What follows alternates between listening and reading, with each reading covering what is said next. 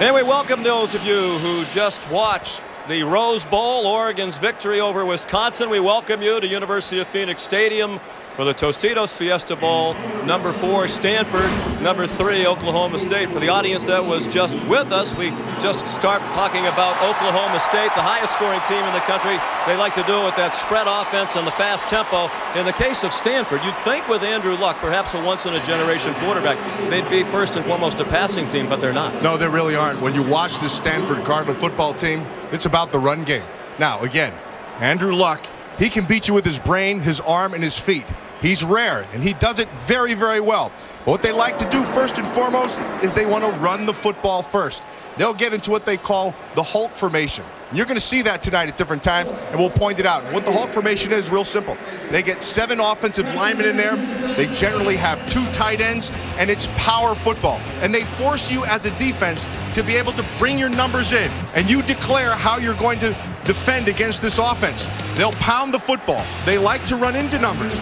And then once you do declare and you get everybody up inside, then that's when Luck goes to bat with the second part of his game, which is the pass game. They love the play action. They go to it often. This is a clash of styles, but a lot of similarities. Sean, this one should be a real humdinger. Indeed it should. Oklahoma State so narrowly missing a chance to play in the All-State BCS National Championship game by 9/1000th of a point. The narrowest margin ever between 2 and 3. And down on the field is the Oklahoma State coach, Mike Gundy, with Heather Cox. Sean, thanks so much. Coach, you came within a fraction of playing for the BCS championship. How motivated is this group to prove it's a national championship caliber team? Well, our team was really excited about playing in this game. And having a quality opponent like Stanford and playing against Luck really helped motivate the guys. Your star, Justin Blackmon, has been battling an inner thigh infection that's limited his mobility and playing time. After watching him warm up, how concerned are you about how effective he can be? I think he's going to be fine. Justin plays through a lot of pain. He's done it for a couple, 3 years. I don't think he's in that much pain right now. We're going to find out really soon, but I expect him to play very well. Coach, thanks so much. Enjoy every minute of tonight. Thank you. Sean? What a job Mike Gundy has done in his 7 years at his alma mater. Was a star quarterback back in the late 80s when Barry Sanders was a teammate. 18-19 as the head coach after 3 seasons, but he's built them into one of the best teams in the country. And across the field, David Shaw, just the 9th coach in the history of major college football to win 11 games or more in his first season as a head coach. 11-1, matching their regular season record of a year ago under Jim Harbaugh. If they could get that 12th win as they did a year ago, they'd match the school record set last year. Andrew Luck playing in his final game for Stanford. He is a junior, but he will not be returning to the farm. Oklahoma State won the toss and interestingly has deferred. A lot of concern among some Cowboy fans about the defense, ranked 106th in the country, but Mike Gundy's going to put the Cowboy defense on the field first. Quinn Sharp will kick off, best in the nation for the 3rd year in a row, leading the country in touchbacks, 56 of them this year. And of course he kicks off a lot because they score a lot. Other than the national championship game, this is the most anticipated game of this bowl season, and the Tostitos Fiesta Bowl is underway. With the customary boomer off the foot of the junior Quinn Sharp, down by Ty Montgomery. So here comes Stanford, led by the brilliant Andrew Luck Jr. from Houston, Texas. Runner-up in the Heisman Trophy balloting for the 2nd year in a row. A year ago to Cam Newton, this year to Robert Griffin III. He was the Pac-12 Offensive Player of the Year for the 2nd year in a row. 70% completions, 35 touchdowns. 31-8 as the Stanford starting quarterback. Most wins among starting quarterbacks in Stanford history. And they've had some great ones, like John Elway and Jim Plunkett. They open, as you might expect, in a power formation. But they might try to hit a home run early. Stephon Taylor straight ahead. And he got 4. He's a 1,000-yard rusher for Andrew Luck and the Cardinal. When you watch Andrew Luck, it's easy to get a little bit bored with what he does. He's so efficient. He actually bores you with completions and efficiency. What he does so well, Sean, that goes unnoticed, is the work he does pre-snap at the line of scrimmage. He puts his team in the right play virtually all the time. Graduated with a 3.5 GPA. Back to pass he goes, and looking for that home run ball, but it was well covered deep. And he runs, and he is an effective runner, and he paid the price for it at the 29-yard line, a yard short of the first down. Justin Gilbert and Alex Elkins combined to put a pretty good pop on Andrew Luck. Well, he did take a shot at the end of this. You're going to see him kind of get held up, so he can't really lower his shoulder. They're not afraid to hit him. One of the things you have to do when a quarterback takes off and runs, you got to let him know there's a price to be paid. They did just that. Luck ran for 153 yards in the regular season. They wanted to take a deep shot, but it was covered. Now look at how tight this formation is on 3rd down and 1. Ryan Hewitt, the fullback, gets the call. There's a flag down. If the play stands, he got the first down. Tom Ritter is the referee. It's a Southeastern Conference officiating crew.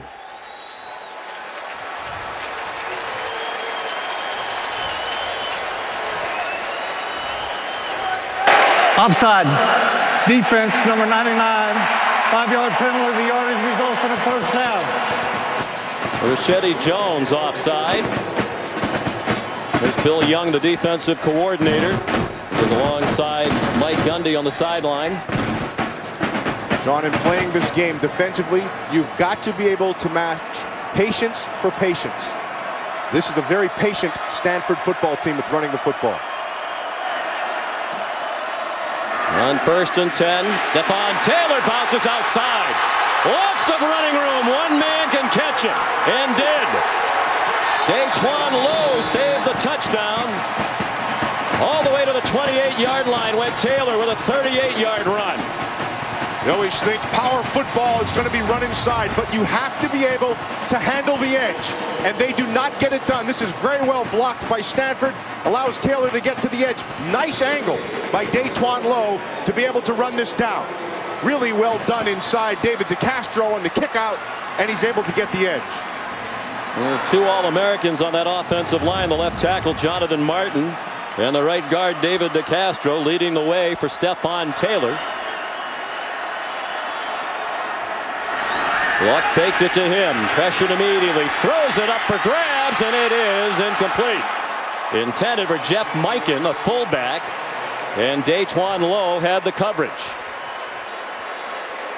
They got pressure, and that really is the difference of the play, because he had to hang this ball up just a little bit, but he also had Kobe Fleener running underneath and Toilolo on the other side wide open. That could have been a great catch, and a second big play by Daquan Lowe. Lowe is their leading tackler for the season, the free safety. 2nd and 10. Tyler Gaffney is now in at tailback. They'll use 4, we expect, tonight. Gaffney is also an outfielder on the Stanford baseball team. Got 3 to the 25. It'll be 3rd and 7. As we look at tonight's impact players, some of them for Stanford, including Luck, Taylor, back-to-back 1,000-yard seasons. Fleener, part of a 3-headed monster at tight end. He averages 20 yards per catch and has scored 10 touchdowns. And when they're on defense, Chase Thomas pursues the quarterbacks from his linebacker position. He led the Pac-12 in tackles for loss and was 2nd in sacks. There's Fleener. Great target at 6'6", 254. They like to look for him in this part of the field. 3rd and 7. 4-man rush. Luck dumps it off for Griff Whalen, and he's well short of the first down. They're going to spot it at the 23-yard line. Markel Martin made the tackle. Rashedi Jones with some pressure on Luck. They are about 5 yards short of the first down, so the field goal team comes on for Stanford. Bill Young, their defensive coordinator, decides to roll the bones a little bit there on that third down, knowing that if he can bring pressure and force a quick throw, it has to be underneath, and then they can make the tackle. And it was well executed. Jordan Williamson's had a good year. Second team, all Pac-12, 41-yard field goal try. And it is no good, just wide to the right.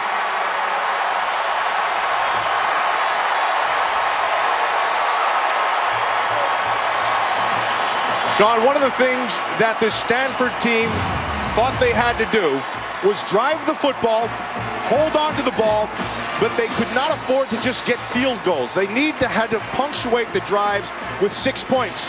And in this particular instance, they get nothing. Williamson thought he had it. Remember, if it's over the top of the bar, it's no good. It has to clearly be inside.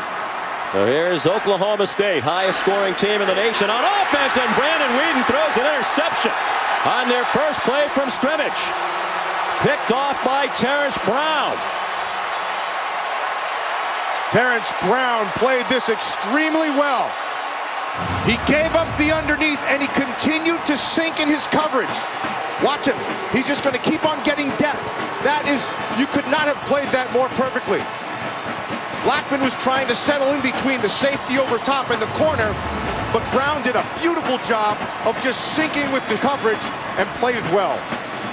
His first interception of the year. Stanford has had now just 7 interceptions on the season, a very low total. They have the ball right back at the 38-yard line. Luck handed it off to Taylor. And a hard-earned yard for Stephon Taylor, junior from Mansfield, Texas. The only other rushers in Stanford history to have back-to-back 1,000-yard seasons are 2 standouts, Darren Nelson and Toby Gerhart. You know, when they're going to try to run this edge, there's a guy on the outside right there, number 19, Broderick Brown. Only 5'8". He's a bulldog. That guy is a player. He will take big players and play them even, and he'll be physical as you can be physical. He is a pleasure to watch. A lot of discrepancy about his height. He tells his teammates he's 6 feet tall. Bill Young told us yesterday he's actually 5'2". He's a legit 5'8". Plays like he's 6 foot. Luck on 2nd and 9 in the flat, and you can see that hit coming. Ty Montgomery got his helmet knocked off by the hard-hitting Markel Martin. Nice play. Nice hit. All clean. He's running right through that thing. Now he reads this the same thing that Luck reads it. And here he comes. Now that's not helmet to helmet. He hit him actually upper body. Well played. Markel Martin. You're going to watch. He's going to turn upfield. Montgomery. Watch.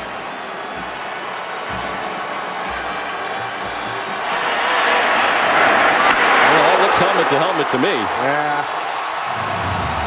I like it. As you always do when you side with the defense. Fortunately, it looks like Montgomery's all right. A timeout called with 3rd down and 7 upcoming. No score, just underway in Glendale, Arizona.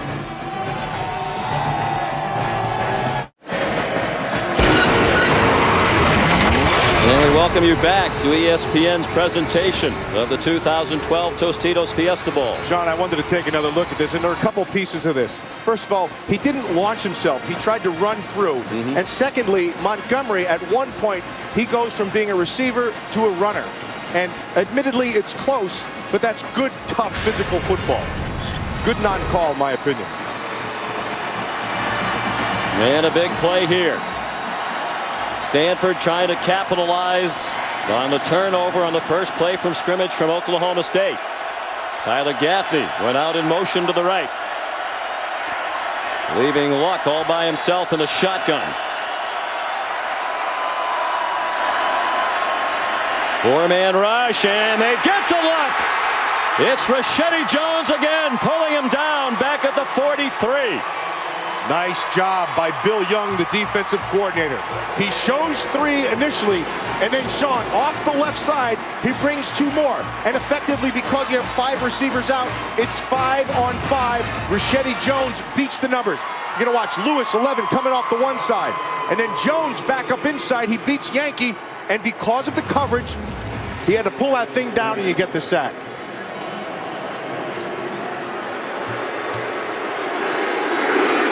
Loss of 8 on the play. David Green punts. Josh Cooper fielded it and brought it back to the 14-yard line. Jarek Lancaster made the tackle for Stanford. So the Oklahoma State defense rose to the occasion, covering up the miscue by Brandon Weeden.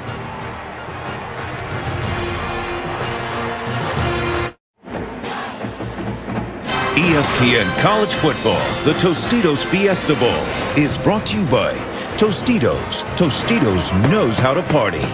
Nissan, proud partner of the Heisman Trophy. Taco Bell, think outside the box. And DirecTV. If you call yourself a sports fan, you gotta get DirecTV. Call 1-800-DirecTV. And some of the great views of tonight's game are courtesy of the DirecTV Ultimate Picture Cam. Natural grass field inside this dome stadium, and it looks to be in great shape. It was a concern given the Arizona Cardinals played a game in here yesterday, an overtime win over Seattle. No score. Oklahoma State on offense for the second time. They had just one play on their first possession, and Brandon Weeden threw an interception. This time it's a delay to Joseph Randall, their leading rusher. He got a yard to the 15, tackled by Matt Masafilo. Weeden, senior from Edmond, Oklahoma, tremendously accurate. All of those marks are school records. The yardage mark and the single season touchdown mark are records that he had, that he set a year ago and broke this year. He's 28 years old. Gave it to Randall again. He's ahead for another yard. Chase Thomas and Matt Masafilo made the tackle. And it'll be 3rd down and 8 for Oklahoma State, playing it conservatively here, deep in their own territory after the early problem.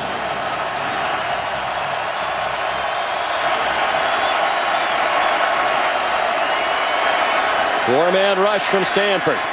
The check down is complete, and Isaiah Anderson's driven back from the 20-yard line, way short of a first down.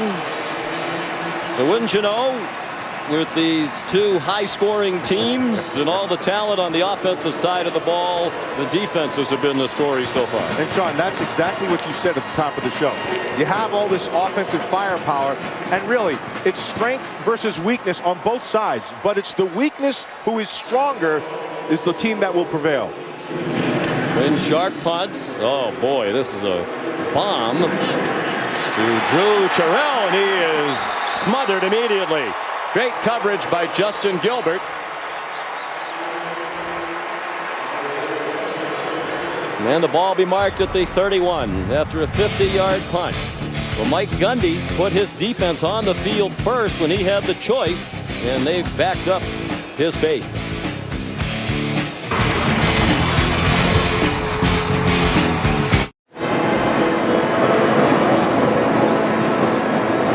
Oklahoma State's defense done an excellent job so far. The offense has done nothing. Bill Young's group coming off an outstanding performance in their win over Oklahoma in the Bedlam game to end the regular season.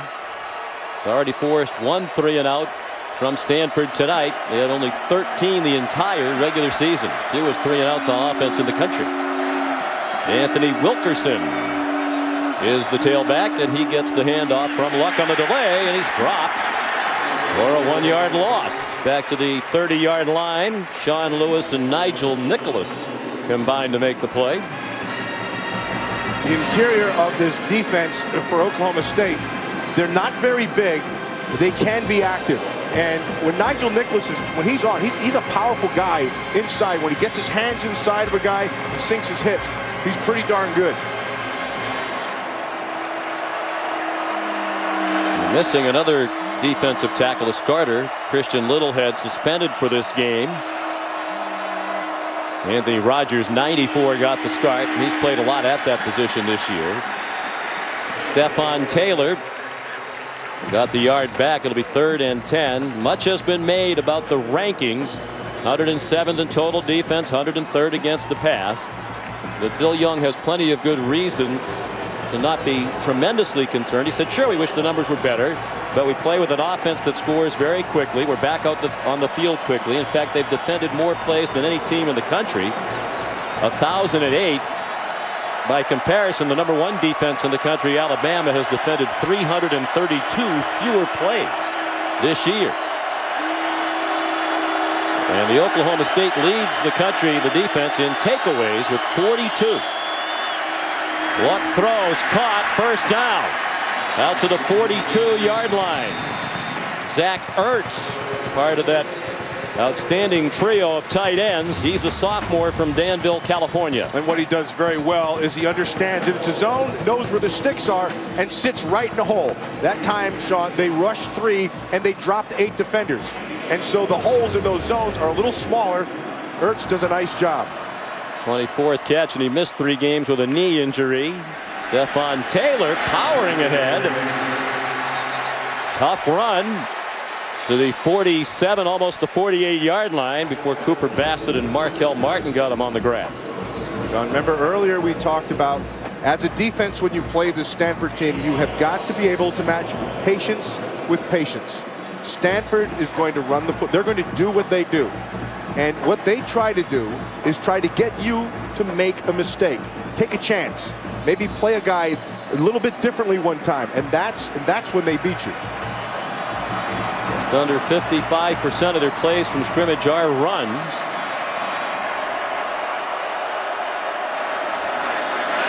Fake to Taylor. Luck given time. He has a man wide open. It is caught. Touchdown, Ty Montgomery.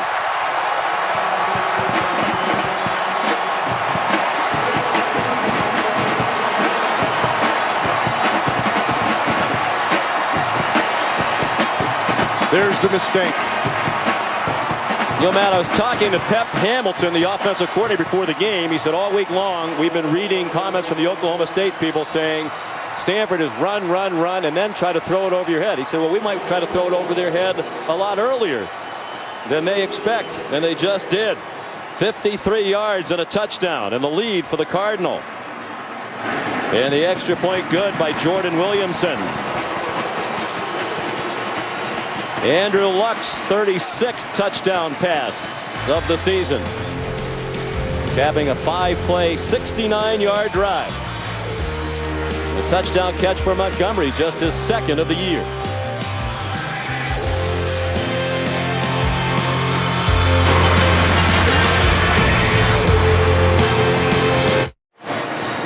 It's a rare home run ball for Andrew Luck to a wide receiver entering tonight's game. 14 of Stanford's 20 longest pass plays this season have gone to tight ends.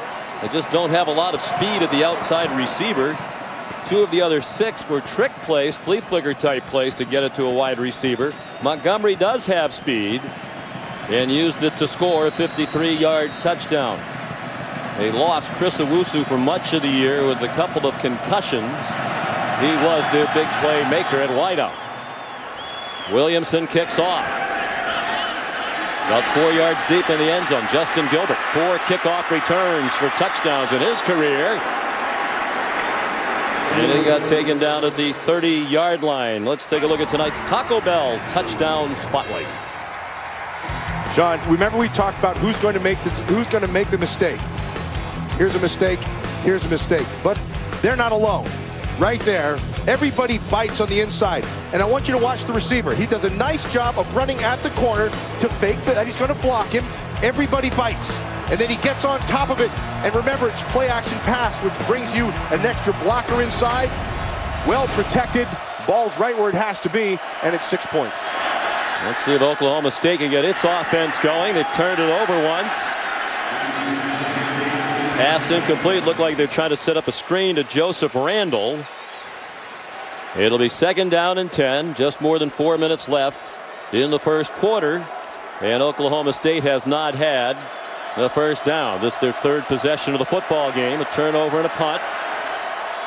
Whedon down the field, caught. There's the first down to Josh Cooper. His 65th catch of the season. Sean, that guy right there, Cooper, to me, he's the X factor for this passing game. You know what Blackman can do, but Cooper is the guy people forget about, and he's the guy who moves the chains. 14-yard gain. Line of scrimmage, the 44.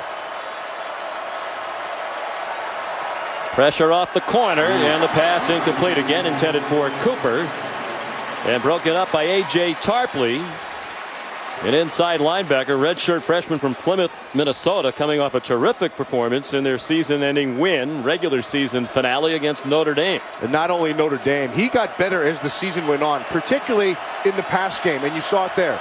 He's gotten a little bit of patience in the pass game, and he uses it well. They go quickly, as they usually do. Whedon throws, caught, 3-yard gain. Just shy of the 50-yard line. It's Isaiah Anderson, tackled by Johnson Batamosi, a cornerback. 3rd down and 4. Nice job of substituting by the Stanford bench. They get another DB in. It'll be hard to substitute against this up-tempo Oklahoma State attack. They bring 5, but it was a slow rush, and the pass is incomplete. Not a well-thrown ball by Isaiah Anderson. And when you talk about the strengths of Brandon Whedon, Matt, the top thing on the list is accuracy, and he's a little bit off his game in that regard. A little bit off because the coverage was there. They were going to try to hit the wheel route. You're going to watch the receiver, Randall, go on top, and they took it away. Batamosi took it away, and he forced him to pull that thing back down, and then he tried to hit this inside. But you're right, Sean, a little bit high on that one. Quinn Sharp punts again.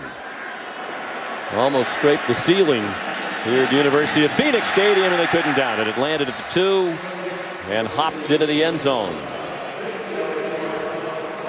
Another 50-yard punt for Sharp, but a net of just 30. Tomorrow night at 8 Eastern on ESPN, don't miss the All-State Sugar Bowl from New Orleans.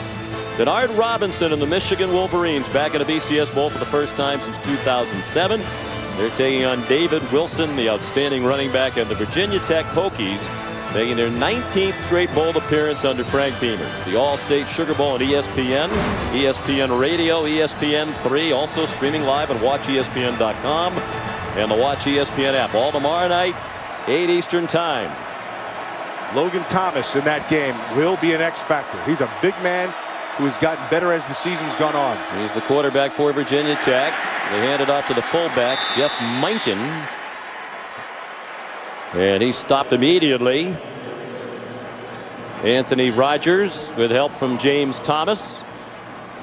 Sean, on that last one, when they gave up the touchdown, they went to the sideline. I'll guarantee you what Bill Young was telling his defense. Read your keys. Your keys never lie. And you have to stay on them, particularly those safeties. Safeties are very integral in this game, particularly in this game. Because of the run game, you want to come down and make the tackle, but you have to make sure you see your key first. You don't want one thrown over your head, as has already happened. Luck. 4-man rush from the Cowboys, and the catch made by Kobe Fleener. First team All Pac-12 tight end. 26-yard line, and there is a flag on the play. Caleb Levy made the stop for Oklahoma State.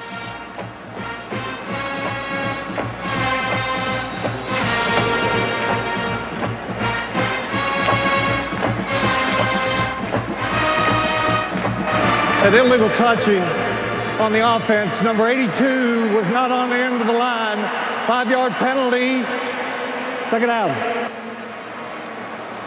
It's amazing that doesn't happen more often with the strange formations that Stanford throws at you. You can't have more than 4 rather in the backfield. If he wasn't on the line of scrimmage and he was in the back, that one would mess me up a little bit, unless somebody else was out there. I don't know how they punctuated the end of the line. And it came back to the 16, 2nd and 14, and another tough run by Stephon Taylor. Out near the 28. The 3rd down to about 2.5 as we're under 2 minutes to go in the first quarter. Stanford leading Oklahoma State 7-0. Just power football. They're going to just run right inside, and then you got to run. This is called running behind your pads, and he doesn't give up, keeps the feet churning and the legs pumping. Trying to go back to the penalty on Fleeners because there was somebody who covered him up on the end line. They're an outstanding third down team, 52%, so often in short yardage because of the effective run game on early downs. Oklahoma State tried to bring pressure, and it is intercepted. Officials conferring, yes, now they say it is a pick for Justin Gilbert. That is really well done by Justin Gilbert. The read for Luck is the corner underneath. If he bites on the underneath route, you throw it to the guy over the top. Gilbert read it perfectly. He saw the same thing that Luck saw, and he took a chance and undercut it. Watch, there's the bite underneath. Now throw it over the top. He's going to go to Fleener, but Gilbert does a really nice job of seeing the same thing. Got both feet in bounds as it turned out. Had possession all the way. 5th interception of the year for Gilbert, and the 43rd takeaway this season for Oklahoma State, adding to the national lead. Whedon under duress. Got it off very short to Josh Cooper. Smothered immediately by Michael Thomas, senior safety and the co-captain, along with Andrew Luck. Sean, I am really impressed with both these defenses. They are aggressive. They are in coverage. We've not mentioned Justin Blackmon at all. He's been covered down below the whole time. Really well done out there by Terrence Brown. Whedon, plenty of time this time, and throws short of Isaiah Anderson. Here's Heather Cox. Sean, as I mentioned with Coach Gundy before the game, Justin Blackmon is battling an infection on his inner thigh. It's limited his mobility this week. I talked to athletic trainer Ken Blasky. He told me he's been on heavy antibiotics and anti-inflammatories, told to stay in bed because it's made him very sore and lethargic. You'll notice they haven't gone to him. He didn't warm up very much, and he's practiced very little all week. They kept that covered up, but Blackmon has not participated in very many drills. They go short on 3rd down to Joseph Randall, and he got taken down immediately by Jarek Lancaster. Their leading tackler for the year did a nice job stepping in for the outstanding linebacker Shane Scove, who was injured in the 3rd game of the year and missed the rest of the season. That'll be the last play of the 1st quarter. Great defense, Sean. This has been a quarter of good defense on both sides, Oklahoma State and Stanford. Only 27 yards of offense for Oklahoma State, a team that averages 557 per game.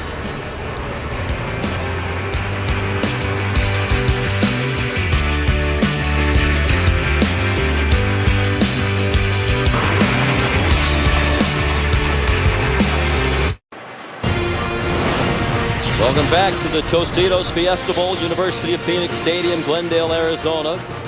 After one quarter, Stanford leading Oklahoma State 7-0, and frustration evident in Justin Blackmon on the Oklahoma State sideline. Yeah, but you know what else you see there, Sean? You see a motivated guy. He wants the ball. When great players get involved like that, particularly with emotion, you start feeding them. Quinn Sharp hangs it high in the air, and a fair catch made by Drew Terrell at the 13-yard line. Here comes Stanford again. Andrew Luck had the defense come to his aid after he threw an interception. He's thrown an interception now in 6 straight games. Of course, he was the Heisman Trophy favorite for much of the year and got passed late in the season by Robert Griffin III. David Shaw, the Stanford coach, said no disrespect to Griffin because he had a tremendous year. He said, but the slowest wide receiver for Baylor would be the fastest wide receiver on the Stanford team. Yeah, you have to kind of look around and look at the whole picture. Here's look at this right now. See this? You got 7 offensive linemen. This is their Hulk formation we were talking about at the start.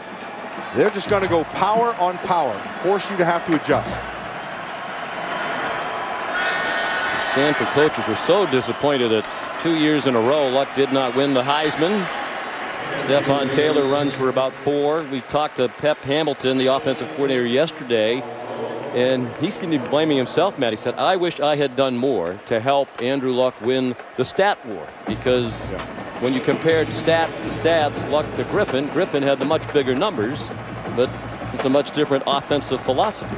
Yeah, not even close. But their main concern wasn't necessarily the stats, and Andrew Luck would be the first to tell you he wants wins.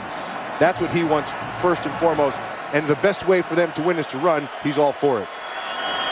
2nd and 7. Luck appears to be changing the play, as he does very often. They usually have 3 options when he comes to the line of scrimmage in terms of what's called in the huddle. Threw it off to Stephen Taylor. He's very near a first down across the 23. Has it 1st and 10. Sean Lewis ran him out. And here are the passing numbers, the comparison, and more than 800 passing yards for Robert Griffin III. You know, we had the pleasure of covering both these players. Of course, Robert Griffin III won the Heisman Trophy. But let me say, take those numbers away and just look at their character, and they might be 2 of the best character people in all of football. That is, you couldn't say more about them as people. No doubt about it. Both incredibly high character individuals. Taylor again. Boy, he's running hard, fighting for every inch. Out to the 28-yard line, run down by Markel Martin. You know, when you're a safety, the one thing you have to be aware of, you read your keys, and then it's about angles. Because you can't give up the inside, take the inside out. See how he does that? And by position, you take away the inside, and you force him one way to go. Well done by Markel Martin, who really, Sean, has come on as the season has gone on.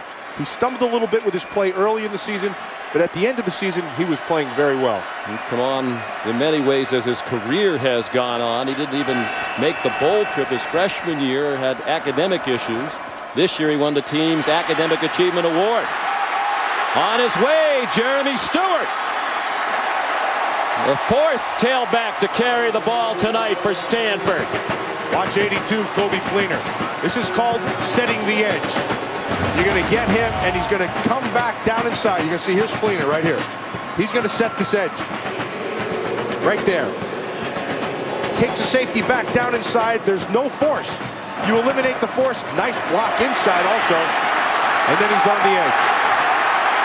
34-yard run for Jeremy Stewart, 5th-year senior from Baton Rouge, with help on the corner from Fleener. Longest run of the year for Stewart.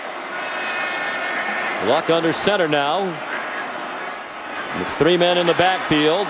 Gaffney spins down to the 35, wrapped up by Anthony Rogers.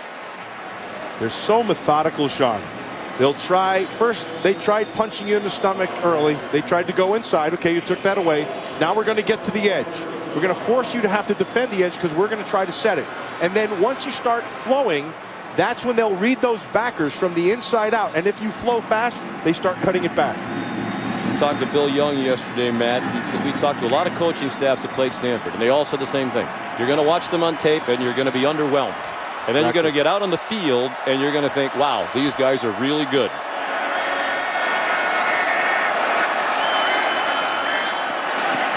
Luck throws, 1st down. Gaffney breaks a tackle. Breaks another, and is finally down at the 19. Anthony Rogers, the defensive tackle, had to hustle downfield to stop him after a pickup of 16. You know what they do? They're using the guys down the field to draw coverage off, and then he's dumping it back underneath. And he'll force you, again, in the pass game, they're going to force you to be patient. And they're going to want you to back off, and he'll throw it back underneath. And then when you take a bite underneath, that's when he'll hit it over the top. Stanford methodically on the move, as is their custom. 1st and 10 at the Oklahoma State 19. Taylor back in there. There was movement before the snap. Nice hit by Daytwan Lowe at the end of that thing, though. I don't think the players heard the whistles.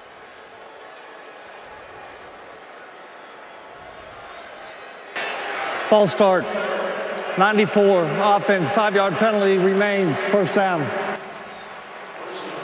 And they've had a lot of problems with penalties lately. They had 11 penalties in the last regular season game against Notre Dame and 7 in their win against Cal. And that's Daytwan Lowe again with a really nice hit on Taylor. Of course, it never happened because the whistle happened. It's a freebie. Yeah, exactly. Yeah, no play. There's no helmet to helmet. There's no flag. 7 first downs for Stanford. Still just 1 for Oklahoma State. On the draw, Jeremy Stewart. Great cut. Another great cut and a touchdown for Stanford.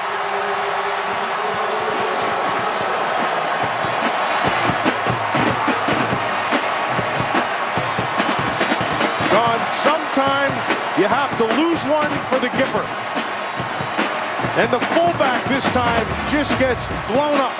Watch this right here. He loses one for the Gipper. What he does, though, is effectively takes him out. And then Stewart is to second level. And like you said, nice vision. It's one thing to see it. It's another thing to get there. And he did just that. Jordan Williamson adds the extra point. It has been all Stanford.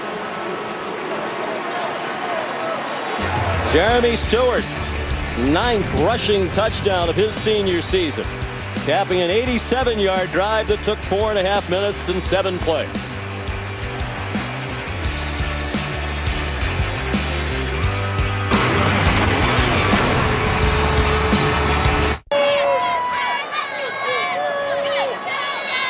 Back here at the Tostitos Fiesta Bowl, Stanford leads 14-0. Big plays from the Cardinal. 3 long runs. Most recently, the 24-yard touchdown by Jeremy Stewart. They've had runs of 38 and 34 tonight. Their first touchdown was a pass play of 53 yards, luck to Montgomery. No rhythm on offense for Oklahoma State. They don't generally have the ball for very long, but they do typically do much more with it than they have tonight. Jordan Williamson kicks off. Spinning down to Josh Stewart, true freshman. In trouble and just did reach the 16-yard line. Well covered by the special teams, coached by Brian Polian. This is really well done, Jeremy Stewart. Look, Hewitt gets blown up by Johnson right there, but he provides him some space. Now, there's one thing to see it, there's another thing to get your body there. And that on Broderick Brown is really well done. And then at the end of this, another nice cut back inside. I remember talking to Barry Sanders one time, and I said, Barry, how the heck how do you see those cuts and get there? He says, you know, I see the same things you see. I can just get there and you can't. Stewart got there. Barry Sanders' son is being recruited by both of these schools. Joseph Randall, the ball carrier. Good gain on first down. He got 5, perhaps almost 6, across the 21-yard line. And they are much more than just a passing team. Randall has rushed for exactly 1,200 yards for the season now, with a 7 tonight. Whedon sends Cooper in motion. Brandon throws and has his man. Colton Shelf across midfield. Delano Howell, the all Pac-12 safety man, made the tackle for Stanford. 29-yard gain for Oklahoma State. Same concept. It's a little bit of a play action. It's over the top of the linebackers, and Shelf is able to get inside the safeties on top of the backers in a well-thrown ball. First play over 20 yards tonight for Whedon and the Cowboys. He dumps it off to Cooper. And he lunges ahead to the 43. Jarek Lancaster made the tackle. But this is more typical of the rhythm that Oklahoma State gets into offensively. That's what you want to be able to do if you're this offense. They actually settle themselves down when they hurry their pace up. One thing that this Stanford defense wanted to be able to do was get Brandon Whedon off his mark. They've not been able to do that so far. They rush 5. Whedon zings one on target. And this will be a touchdown. First catch of the night for Justin Blackman, and he takes it to the house.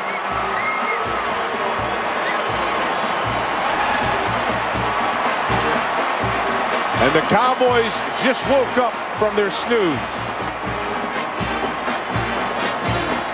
They wanted to move Whedon off his mark. They weren't even close. And when he has that time, he has great vision. The accuracy shows up, and so does Blackman.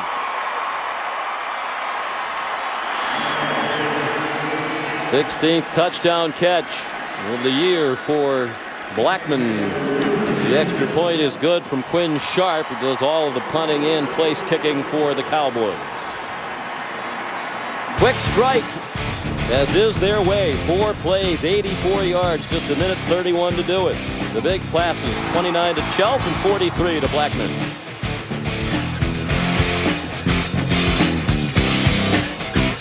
ESPN College Football, the Tostitos Fiesta Bowl, is brought to you by Tostitos. Tostitos knows how to party. Vizio, delivering entertainment freedom for all. Chevrolet and their award-winning cars, trucks, and crossovers. And Gatorade. These teams have what it takes on the inside to win. Do you? Join the conversation. Great time-honored tradition here in the Valley of the Sun, the Fort McDowell Fiesta Bowl Parade, a dazzling array of balloons, equestrian units, floats, marching bands, and another tradition, quick scores by Brandon Weeden and Oklahoma State. On average, they score touchdowns more quickly than any team in the country. They improved their average to 1:46 with a 1 minute and 31 second touchdown drive there, just 4 plays. Well, remember we talked about patience on the defense and then making a mistake. Well, this time Stanford was not patient and they made the mistake, and Blackman and Weeden made them pay for it. First 4 possessions for Oklahoma State, an interception and 3 punts, 27 yards of offense. That drive 4 plays, 84 yards. Good kick by Sharp.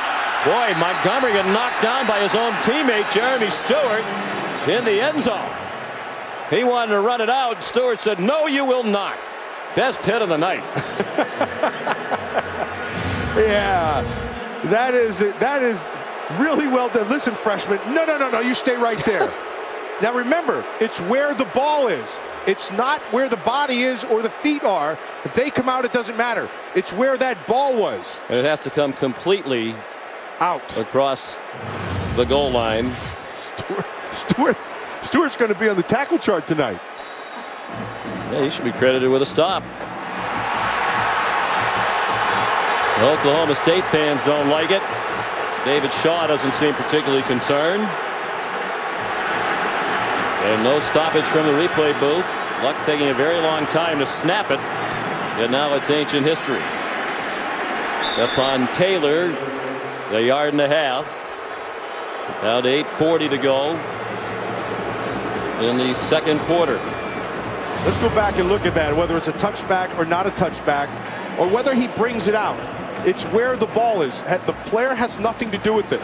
The ball, the entire ball, would have to come out, and it did not do that in the estimation of the officials, and Stewart made sure that ball didn't come out.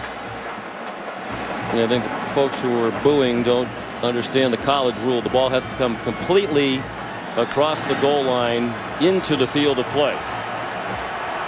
And it never did. Therefore, it is a touchback.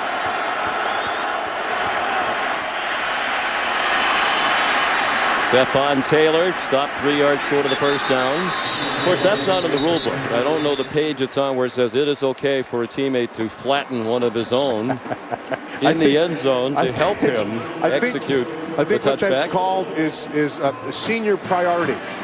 So you have the senior running back, and he sees the freshman trying to do something that's not very wise. I think it's in small print. It says you may drill him if necessary. And these are smart Stanford people. Next up, Michigan and Virginia Tech. They have a tough act to follow with the BCS Bowl action we've had today. Compelling Rose Bowl and an interesting start to this one. Luck on 3rd and 3. Throws incomplete, looking for Griff Whalen. And James Thomas had good coverage. Whalen and the Cardinal fans wanted a flag, which they are not going to get. You see Whalen in the slot, Thomas right here. They went 5 wide. They're trying to spread him out. Now he wants you to gain the advantage inside. He did have him on the hip, but that's good defense. That's good defense. If you are going to have anything, have it down low. They generally do not call that. There's David Green to punt. He doesn't punt very often. Stanford punted 35 times this year. Only Baylor, Army, Navy, and Air Force punted less frequently. Josh Cooper brought that punt back. Tackled by Andrew Fowler, who's the long snapper. A transfer from Williams College in beautiful western Massachusetts. Timeout, 6:57 to go in the half.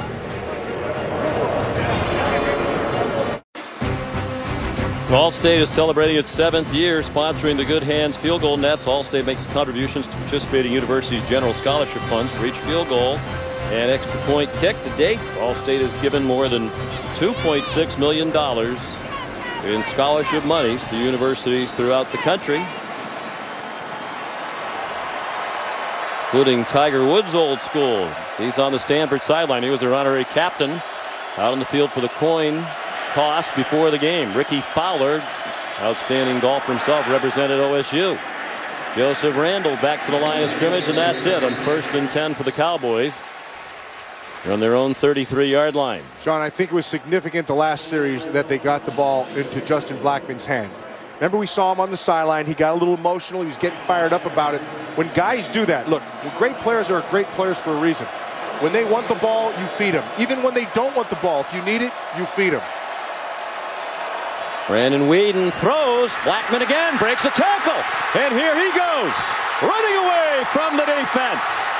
Injured and all, it's a touchdown for Oklahoma State.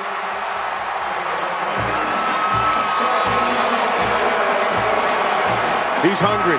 You feed him. Doesn't matter. You keep a safety inside. You have a corner on top. When you are a great receiver, it doesn't matter what kind of coverage you put on him. Blackman fits that bill, and that's why he's got 2 straight scores. 2 catches, but both for touchdowns. That one 67 yards. 110 total yards on the 2 grabs. The extra point to tie it good from Quinn Sharp.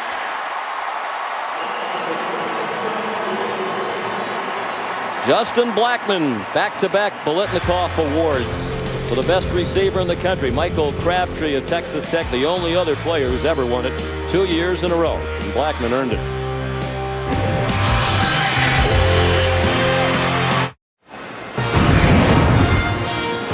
And welcome back to ESPN's presentation of the 2012 Tostitos Fiesta Bowl.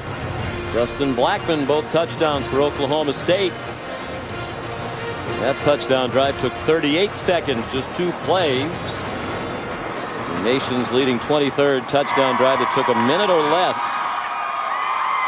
And to their credit, they changed offensive coordinators. Dana Holgerson put in a lot of this offense, the up-tempo ideas. He left to go to West Virginia as the head coach. Todd Monken came from the NFL, had not been coaching in this type of a system, but he learned it and in some ways improved on it. Sharp's kickoff. And Montgomery needed no assistance from Stewart this time. Sean, we talked about it earlier. When you have a great player and they get frustrated, which is what he was early in this game, and then he expressed his frustration. And when you see that, when you know he's 100% bought in, then you feed him. And you continue to feed him. The first is a score. The second one was just about power, which is what he is. And then his speed on top of it. You have woken up the cowboy. He is the cowboy. We speculated early if that thigh injury was bothering him. It certainly does not appear to be. He just started slowly tonight. Here's Todd Monken. What a great job he's done. He stepped in and basically learned the system they were already using. He came from the Jacksonville Jaguars. Certainly not a spread up-tempo offensive team. Here's Andrew Luck with multiple wide receivers. Ty Montgomery stumbled ahead to the 25-yard line. Good for a 25-yard gain to the 45. 1st and 10, Stanford. He sees that it's a zone. And so what they do to the right side is they take the receivers and they run them off. And then you take Montgomery and you fill the void with Montgomery, knowing that you've run everybody off. Big play. You can really see the true freshman Montgomery coming on with more playing time. He stepped in for Chris Owusu, who was lost for the year after a couple of concussions. 5 receivers again, spread the formation for Luck. On 1st and 10, short for one of his roommates, Griff Whalen, who came as a walk-on with some academic scholarship help from the Toledo, Ohio area. Sent tapes around to about 70 different schools. Got a phone call from Jim Harbaugh. Jim liked the fact that Whalen was an outstanding student and liked what he saw on the football tapes as well. comes from great bloodlines, as you saw, his great uncles, Tom Seaver. Really haven't had a lot of tight end play to here tonight. They've gone to Montgomery a bunch and Whalen, but not so much of the tight ends. Luck after the pump fake. Whalen's open. Oh, that's a beautiful And throw. he's out of bounds at the 20-yard line. Broderick Brown knocked him out. Here comes Stanford on the move, trying to reclaim the lead. Broderick Brown on the top. Now he takes that pump. That little hesitation is the bump and the bite. And then it's over the top. And it's, I mean, you can't throw it better than that. Well, Luck and Whalen spent a lot of time together. I mentioned they are roommates. Center Schwartzstein and the right guard DeCastro, the other two roommates. Luck said Whalen's the kind of guy who just drives you crazy. He always has to be doing something. Bouncing a ball, hitting golf balls. Luck throws, caught. There's the tight end Kobe Fleener. Marked down at the 14-yard line with a 6-yard pickup. Everybody's talked about Andrew Luck and what makes him so exceptional. Now he does things like this is next level things. He pumps, uses his eyes, he's moving defenders, he's making them bite on things. He knows that Broderick Brown on the outside is an aggressive defender, so he eyeballs him, pumps it, comes off it, and then does it again. He's way ahead of the game. Power formation now for the Cardinal. Taylor squirts through and has the first down to the 8-yard line. It'll be 1st and goal for Stanford with under 4 minutes to go in the first half. Sean, this Stephen Taylor is an impressive kid. If you have not watched Stanford and you just see, oh, they got another 1,000-yard runner, you don't really appreciate what he does. This is a hard runner.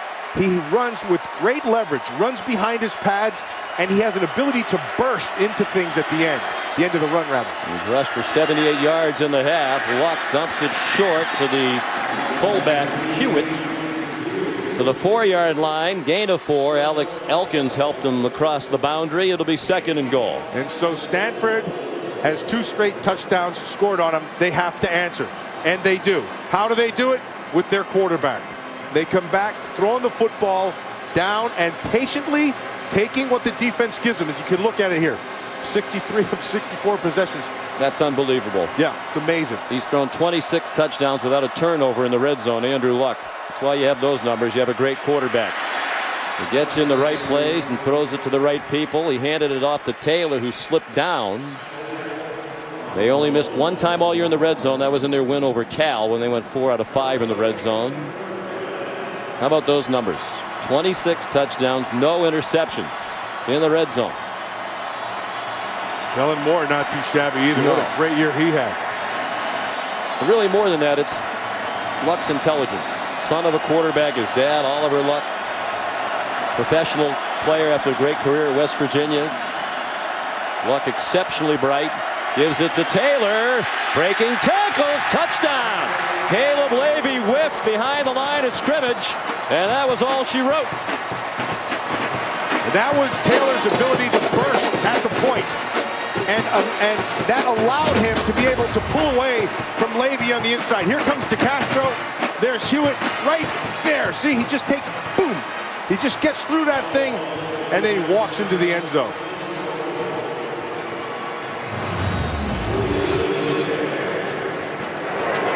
Up to 82 yards for Taylor, who averages 96 yards per game. We'd have a better average than that if they weren't tailback by committee as well. We've seen all 4 of them carry the ball tonight. Williamson's extra point puts Stanford back up by 7. Impressive response after their 14-0 lead went out the window.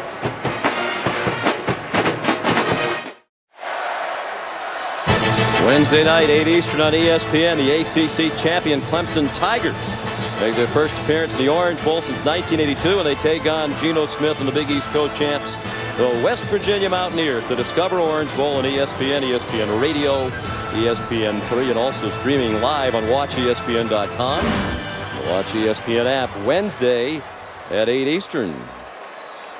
Stephon Taylor, the 4-yard touchdown run, capping an 80-yard drive for the Cardinal in 8 plays. Luck was 5 for 5 for 71 yards on the touchdown drive. 225. Oklahoma State can have 3 scoring drives in that amount of time. Williamson's kickoff down to Josh Stewart.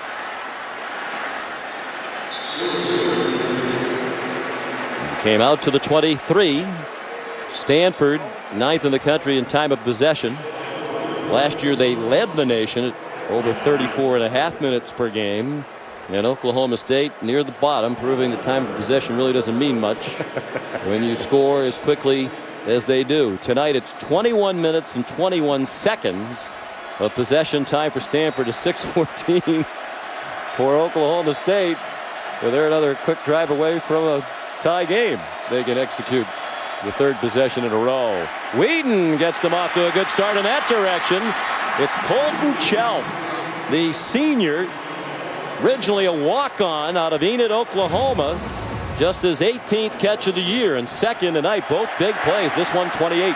Yeah, the backer stumbled underneath. He was running with them, but Shelf got on top of it, and because of the protection, right on the money. Whedon gets away from the rush. Now has plenty of room. Throws for Chelf again. Ruled in bounds with a first down to the Stanford 38-yard line. That time they were able to move him off the mark. And his foot's in. Yep. Foot's in when he makes the catch. Good call. Then Oldham's the replay official. He hasn't had much to do yet tonight. Stanford, that is their 2nd charge timeout. This will be a 30-second timeout. Sean, as we watch this catch, no, he has control. He has a foot in. It is a good catch. Right there. Great control. Toes are down. Yep. Also, know this. It appears that both of these offenses have figured out defensively what's happening to them. And so now they've kind of settled down and they've taken control of their games. And that can happen, Matt, especially in a bowl game. You have 4 or 5 weeks to prepare. The defense can give you looks you haven't seen before. These teams are so well coached on offense, they adjust back. I know for Stanford, what they wanted to be able to do was make Whedon get off his mark and make him move. But what they underestimate with Brandon Whedon is he throws the ball extremely well on the run. I think it's one of the things that happens with Peyton Manning. They'll say the same thing, like, you got to make him move. Peyton Manning can throw on the move. This kid, he can do the same things. It's interesting you mentioned Peyton Manning. Of course, one of the subplots here, this is the last game for Andrew Luck. Yesterday, the Indianapolis Colts lost, and they will have the #1 pick. There's been much speculation that Indianapolis would take Andrew Luck. They are reviewing this play. I guess the question is, does he have possession while those toes are dragging and still in bounds? What we can't see from this angle is if he's bobbled it or not. Let's take a look at that. We'll see it from this angle. He catches it out in front of him. And that looks like it's a catch to me. Yep, he's not juggling it. Yeah, had control all the way through. Nice job of keeping the foot down. You only need 1 in college, and he has it clearly in bounds. Drags it through. Field is confirmed it was a good catch. And what we were talking about, Matt, that whole Indianapolis Andrew Luck thing, there were a lot of interesting twists and turns. Brian Polian is the special teams coach at Stanford, obviously very familiar with Andrew Luck. Bill Polian, the vice chairman, Chris Polian, Bill's son and Brian's brother, both let go today in a stunning move to many by the Indianapolis Colts. So now you have no idea who's going to be making that decision about whether or not it'll be Andrew Luck with the first pick. I don't care who makes the decision. He's the right guy. No doubt. Tough day for Brian Polian, as you might imagine. Hard to believe there's an executive out there better than Bill Polian with his resume in the National Football League, but the Colts are going to try to find that person. Good luck to them. I was stunned by that. Colton Chelf, the intended target, and I'm sure you were too, Matt. You spent a lot of years in the NFL as a player and as an executive, and that's a Hall of Fame resume. Built the Bills into that year after year Super Bowl powerhouse, started the Carolina Panthers, got them into a title game in their 2nd year, and the great success in Indianapolis. Yeah, I was on the competition committee with him, and Bill is one of those guys who is in control. He's a guy who knows exactly what he wants and which direction he wants to go. 2nd and 10. Blackman looked like he might have juggled it for a moment, but held on. 32-yard line will be where they mark it. And a minute 40 to go. All kinds of time for Oklahoma State. Well, they can go up and down the field several times with this much time at their disposal and all 3 timeouts. 3rd down and 5. And they're going to set the formation. So they're trying to attempt to get a single up top here with Justin Blackman. I think we saw something almost resembling a huddle. Shockingly, from the Oklahoma State offense. Whedon throws, and it is incomplete. Good effort by Josh Cooper on a ball that was just a little bit short. And Mike Gundy has the decision to make. They would be in range for a long field goal. That would be about a 50-yarder from here. And the long for Quinn Sharp is 46. They're going to go for it.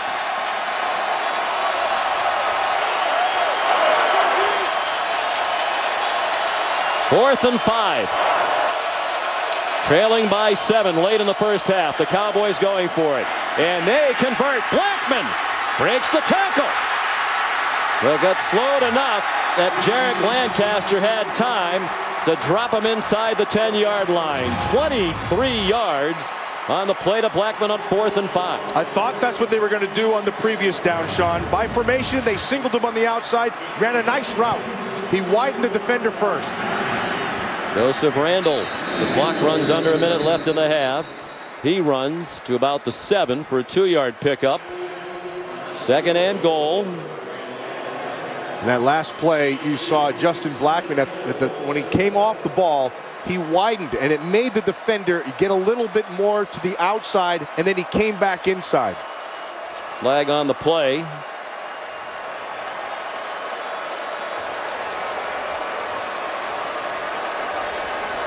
Tom Ritter's our referee. As you might expect, these are among the best officials in the country. Their reward for outstanding work throughout the season is a big BCS bowl game.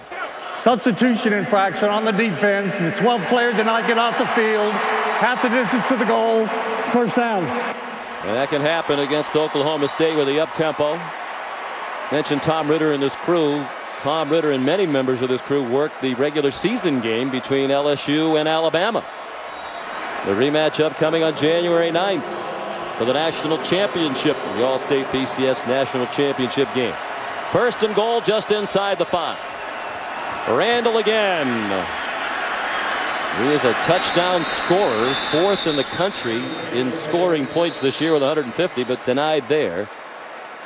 At about the 2, it'll be 2nd and goal after the Oklahoma State timeout, leaving the Cowboys with 2.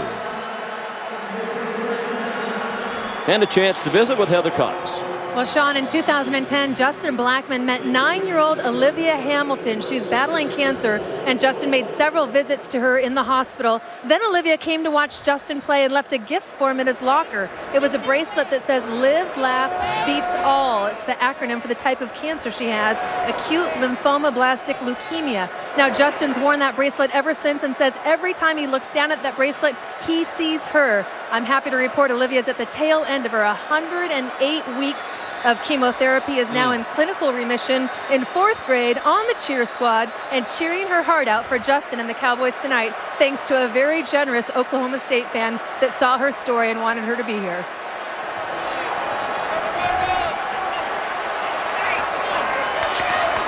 Little on the shy side. Yeah, and they've become great friends. A lot of times players go visit patients in children's hospitals, and it's a one-time thing. They've remained in constant contact. She has to be excited about what Justin has done tonight. Already 2 touchdowns. Whedon, after the play fake, throws for Blackman. Broken up by Terrence Brown. He had another receiver wide open going toward the far sideline, but was locked in on Blackman. This is really well defended. They do a nice job. Now that could have been a touch right there. Initially, when I saw it, it looks like they were going to take him away completely and bracket him, and then the safety dropped down and just left him on the corner.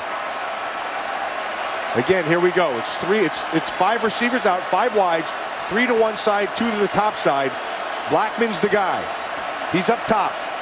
Whedon does not have a rushing touchdown. Wonder about a quarterback draw. Not very likely, but there it is. And he has one. Touchdown, Oklahoma State. Nice call, my friend.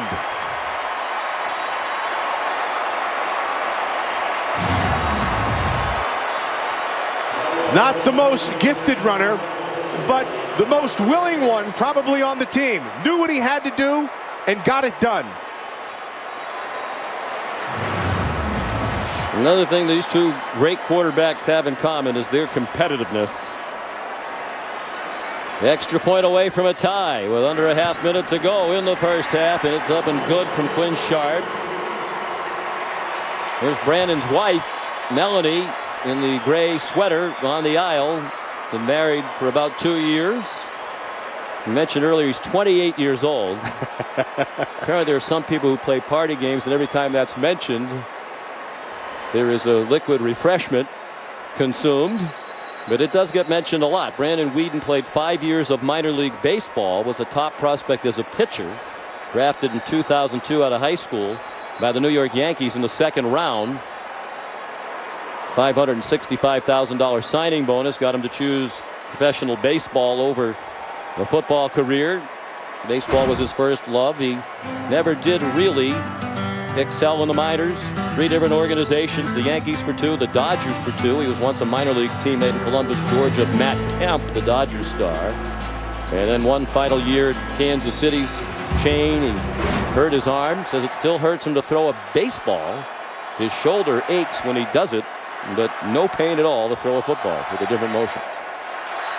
Well, every now and then you'll see a little bit of the baseball come out of him with different throws that he can make, but he's sure he can throw that ball, and he spins it well, and he's accurate.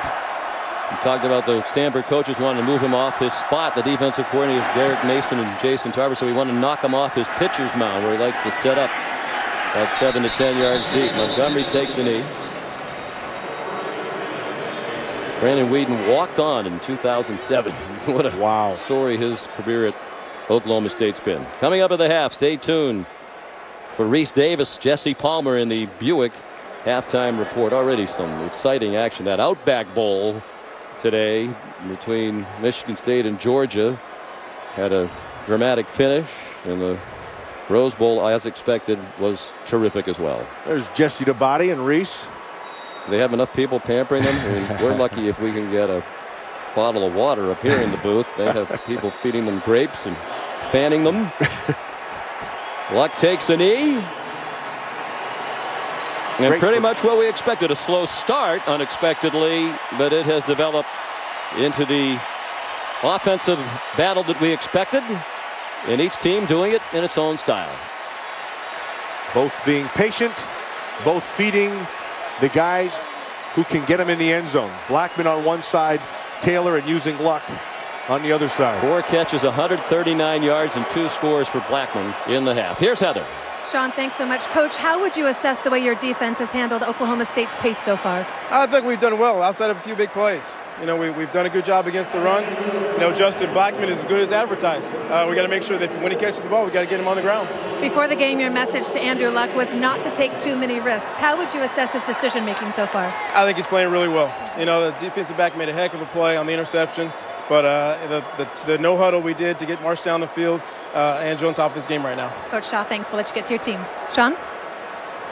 All right, Heather, thank you very much. How impressive is David Shaw? That is a very impressive coach. What a job he's done, stepping into the big shoes of Jim Harbaugh. At the half, Stanford and Oklahoma State tied at 21. Coming up, stay tuned for Reese, Jesse, and the Buick Halftime Report right after these messages.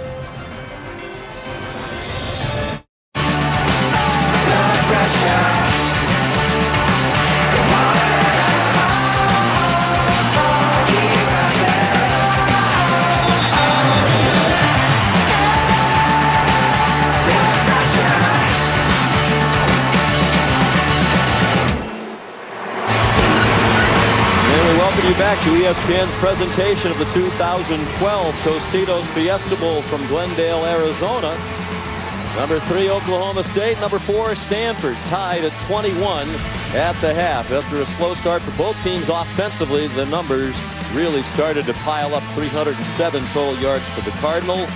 And the big edge as expected in time of possession. And Oklahoma State, after just 27 yards in the first quarter, had 250 for the half. Welcome back.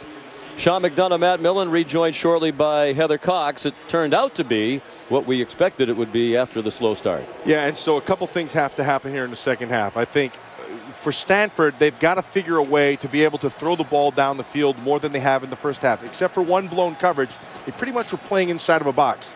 And then for Oklahoma State, well, they found Justin Blackmon. And Stanford's going to have to find an answer to Blackmon, and that's not going to be an easy task. Brandon Whedon and Andrew Luck moving their teams up and down the field in the second quarter. In particular, Jordan Williamson kicks off for Stanford, down to the 5 to Justin Gilbert. And he's pulled down by Michael Thomas at the 30-yard line. Here's Heather. Sean, I just had a chance to catch up with Mike Gundy, and he admitted his quarterback, Brandon Whedon, started the game very nervous, as evidenced by that first pick. He said once Brandon settled down, our entire offense did. We got into speed, rhythm, and tempo, and that's when we're at our best. Defensively, he said we must tackle better. Gundy feels they gave up about 100 yards due to poor tackling in the first half. They started slowly. First 4 possessions, an interception on the first play of the game thrown by Whedon, their first play. Then 3 punts, but they were outstanding in the second quarter. And Whedon on target. First throw of the second half to Colton Chelf for a 5-yard gain.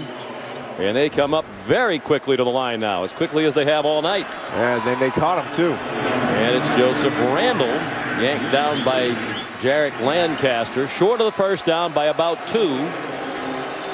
They haven't been able to get the running game going. Randall now with just 12 yards. They haven't converted on third down here tonight. This is their best shot at doing it, 3rd and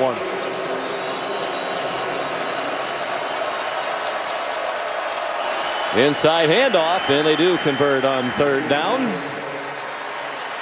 As Randall took it to the 42, where he's tackled by Chase Thomas. What a job Mike Gundy's done with this Oklahoma State program. In just a few years, he's taken them right to the BCS where he wanted to be.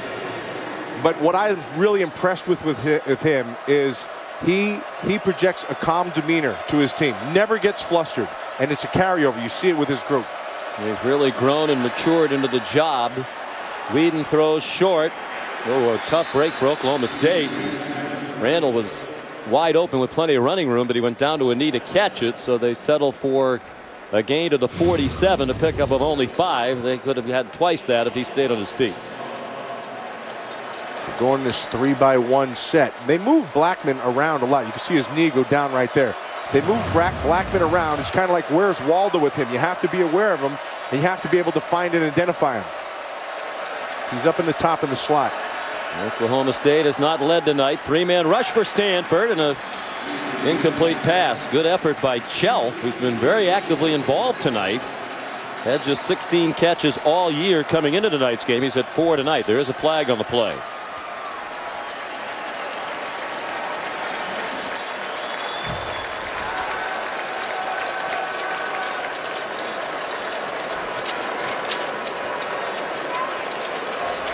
In a relatively penalty-free game to this point. Oklahoma State flagged just once, Stanford 3 times. Illegal formation on the offense. Number 71 was not on the line of scrimmage. That penalty is declined. 3rd down. Parker Graham, backup right tackle. 3rd and 5. Big down here for the Stanford Cardinal. They've got to try to get off the field to get the ball back.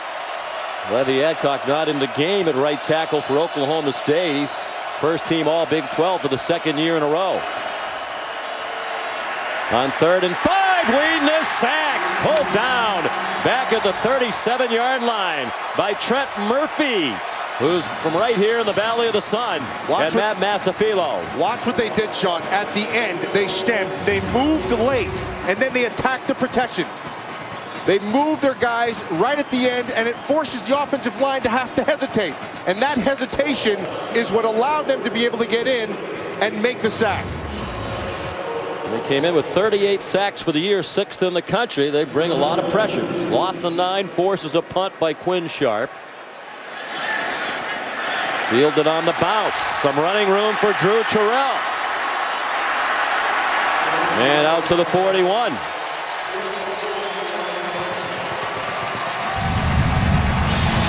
Andrew Luck will take the field for the first time in the second half, with the Cardinal and Cowboys tied at 21.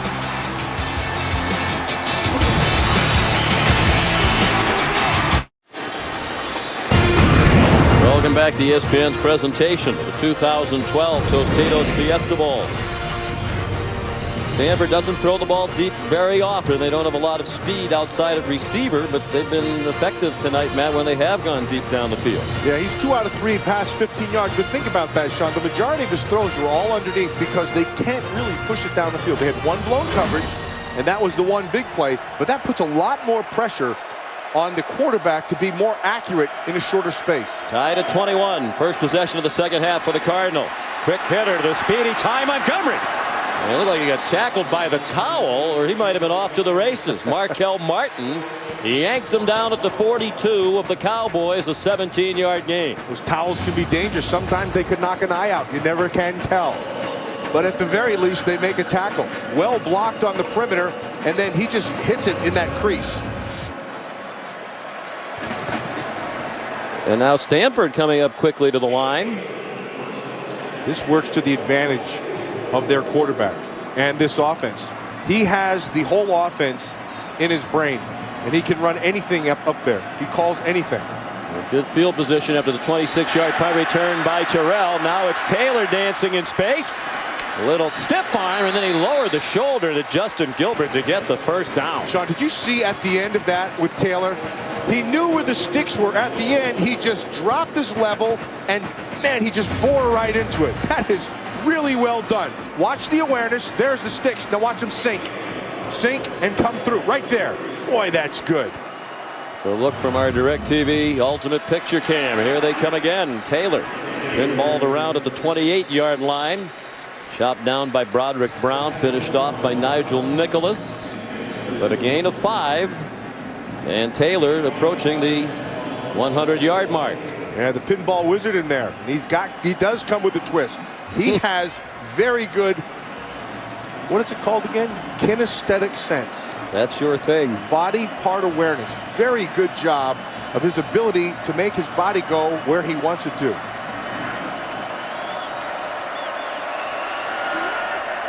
Second and 5. Pressure. On the delay, Taylor. Markel Martin up from his safety spot, stuffed the run with help from Caleb Levy. No gain on the play. That's what Stanford wants to do. You heard Jesse Palmer talking about it at the half. They want to be able to get those safeties committed down inside. Committed to the run, then they'll take their shot over the top. Big third down here for this Cowboy defense. Daytwan Lowe 8, Markel Martin 10. Those are the two. You watch them drop down. They form the numbers in the box. Andrew Luck having a conversation with the officials.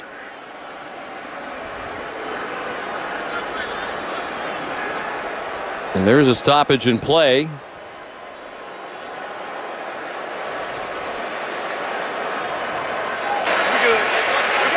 There was a malfunction of the 25-second clock. Therefore, there was no timeout charged to Stanford.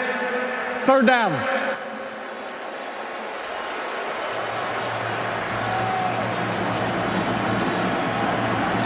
See the umpire standing over the ball, and then the referee will start the clock right now. Now he'll walk off it. And both the play clock and game clock are moving. Just underway, third quarter. Still tied at 21. That was the halftime score. For those who tuned in late, Stanford led 14-0. Scored first for the 24th time in their last 27 games. And the catch made by Zach Ertz for the first down. And that's important that they get the lead. Bill Young, the defensive coordinator of Oklahoma State, said one of the best things that can happen to us is to get the lead, and then maybe we can take Stanford a little bit out of that comfort zone with the run game. Yeah, and so far they haven't been able to do that. But he's called a heck of a game here tonight. He rolls the bones every now and then. And when he does that, he takes his chance with his blitzes and he brings numbers to his side. He's done well. Taylor squirts through a hole and got stood up at the 15-yard line. But it's a gain of 6. Bill Young's been one of the best for a long time. 1968 graduate of Oklahoma State. He's been a defensive coordinator at Oklahoma, Ohio State, USC, Miami, and now back at his alma mater. And one of the really good guys as well. Really good guy. And he was had a short stint up in professional football, Detroit Lions, as defensive line coach. And at that time, he told me, his heart was really back in college football. And boy, he has made his mark here. 103 yards rushing now for Taylor, his 6th 100-yard game of the season. And a little bit of a flinch by Jeff Minkin, the left end of that line. A false start against Stanford. Prior to the snap, false start. 73 offense. 5-yard penalty remains, second down. Apparently Cameron Fleming flinched too. Fleming's number 73. He's up here. Just that little bit of fly in his shoulder, try to get it off. But both ends of the line bouncing. Yep. Just a freshman. He's got a bright future. Big, powerful man. Yeah, 6'6", 307.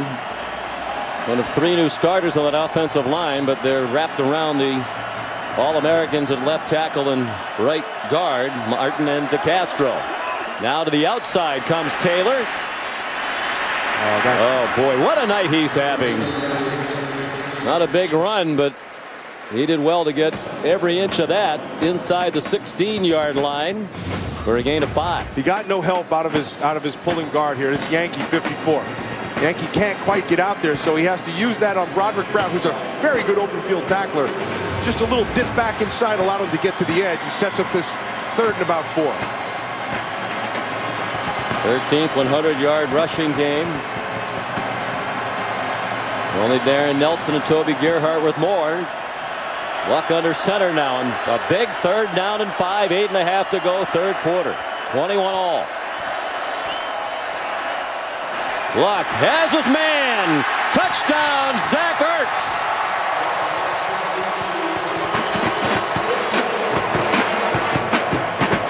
Markel Martin fell down. You don't have to you make a small mistake like falling down, which is a big mistake. He's going to get found. You're going to get found right away. Watch up top. You can see him in the slot. And it's about vision. And if you're going to back off, that was a mistake by Markel Martin. He backed off too soon on a 3rd and short.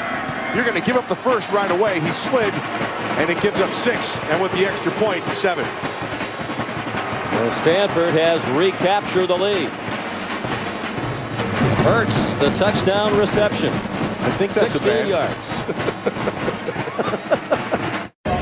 ESPN College Football, the Tostitos Fiesta Bowl, is brought to you by Tostitos. Tostitos knows how to party.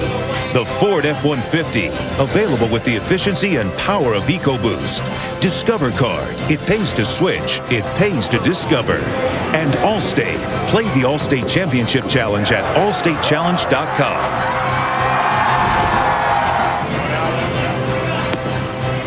The Fiesta Bowl block party has been a favorite New Year's Eve celebration for locals and visiting college football fans. More than 1 million people have enjoyed the Fiesta Bowl block party over the years. Zach Ertz with the 20th touchdown reception by a tight end for Stanford this year. More than half of their touchdown catches from the 3 tight ends, Ertz, Toilolo, and Fleener.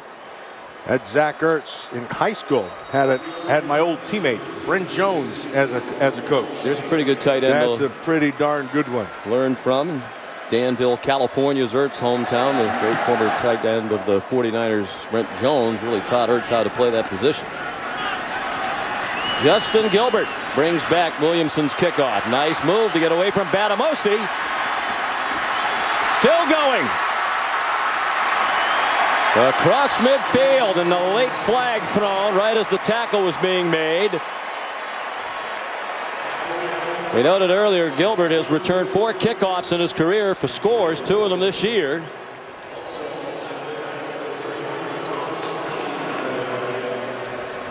50-yard return, but there is the flag at the very end of it.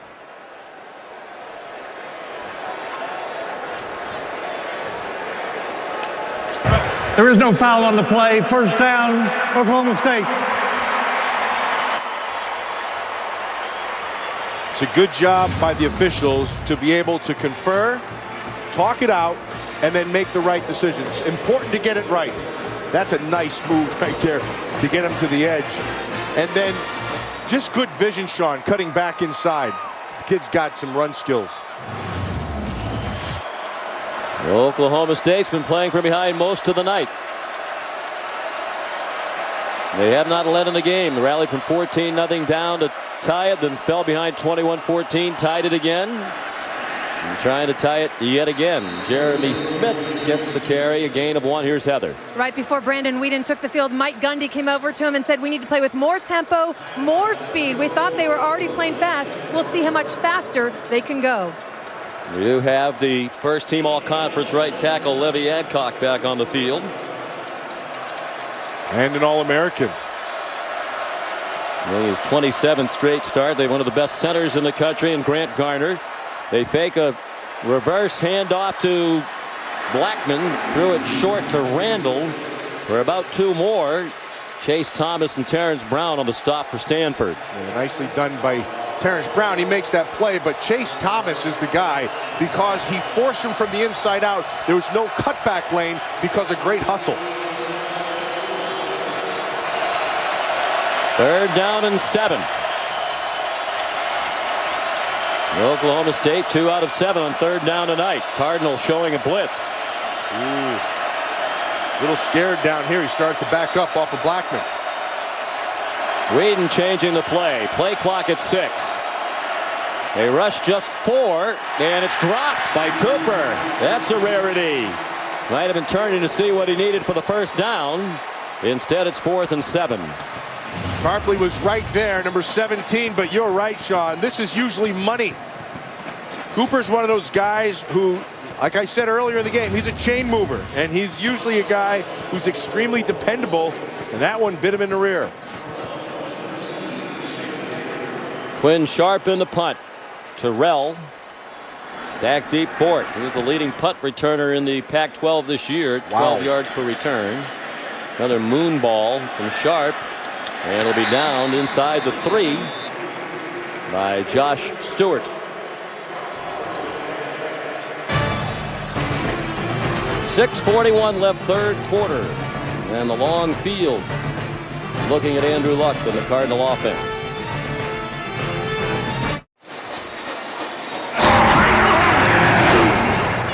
Andrew Luck from Stanford is one of 4 finalists for the AT&T All-American Player of the Year. He passed for 3,170 yards and 35 touchdowns. For the 2nd straight year, text vote 55862 from your mobile phone to vote for your choice for the AT&T All-American Player of the Year and a chance to win a trip to the All-State BCS National Championship game. The other finalists are Monty Ball of Wisconsin, Robert Griffin III, and Alabama's Trent Richardson, and the winner will be announced during the All-State BCS National Championship game. Luck's missed on only 3 passes tonight. On their 4 touchdown drives, he's a perfect 12 for 12. From their own 3, leading by 7, and a fumble recovered by Oklahoma State. As it looked like Mikan never got the handoff, and Markel Martin came up with it.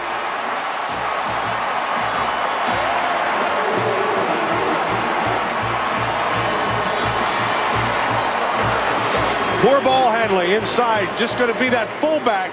Just wants to just get on it quick. And he's reversing out. The ball is inside. He got a little bit high. Yeah, up in the got it high pads. up on his pads. 2nd turnover of the night for Stanford. A look from our DirecTV Ultimate Picture Cam. Sean, the fact that Markel Martin was right there at the line of scrimmage lets you know they dropped their safeties down fast. Brandon Whedon out of the gun. 1st and goal from the 4. Touchdown to tie. Randall down to the 2.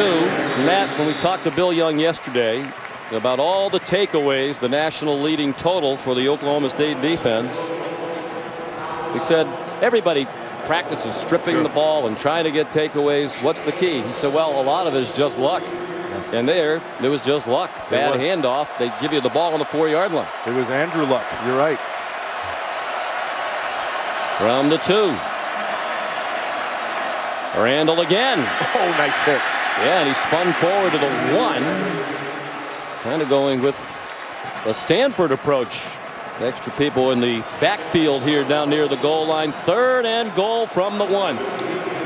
Leno Howell, number 26, he showed up in a bad mood at that line of scrimmage. Parker Graham back in there for Adcock at right tackle. Whedon out of the gun. Fakes it this time to Randall. Throws, man open, low throw, and it's incomplete. Looking for Kai Staley, the fullback. There's an injured Oklahoma State Cowboy on the play. Brandon Whedon's going to want that one back, Sean. He waited too long for it. He had him wide open in the back. That might be Parker Graham, the tackle, but he waited too long. He threw it behind him. And, you know, even Still with that, should have been caught. But it wasn't a perfect throw, certainly. Luck knowing that they had some right there. Staley is a frequent target. Fullbacks typically don't touch the ball much in this day and age of college football, but he has 10 catches. Parker Graham is the injured player, and we'll be back right after this.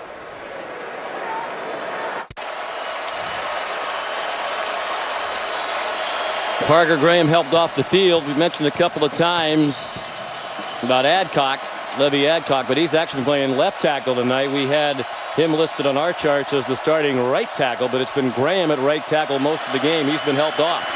They're going to kick a field goal on 4th down and goal, a 19-yarder. Up and good by Sharp. First field goal of the game for either team.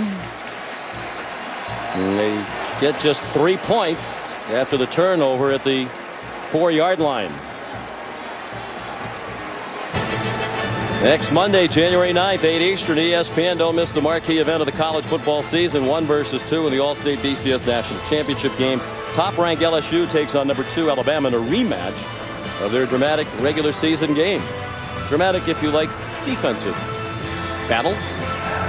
And this time it's for all the marbles. The All-State BCS National Championship game on ESPN, ESPN Radio, 3D, ESPN3. Watch ESPN.com Monday, January 9th at 8 Eastern.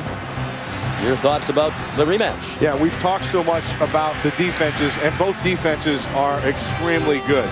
But this game is going to be determined by which quarterback shows up. The quarterback that will play the most mistake-free will be the team that wins. Because generally in big games like that, it's not that you beat the team, it's that you don't lose it. And so you do that by making fewer mistakes.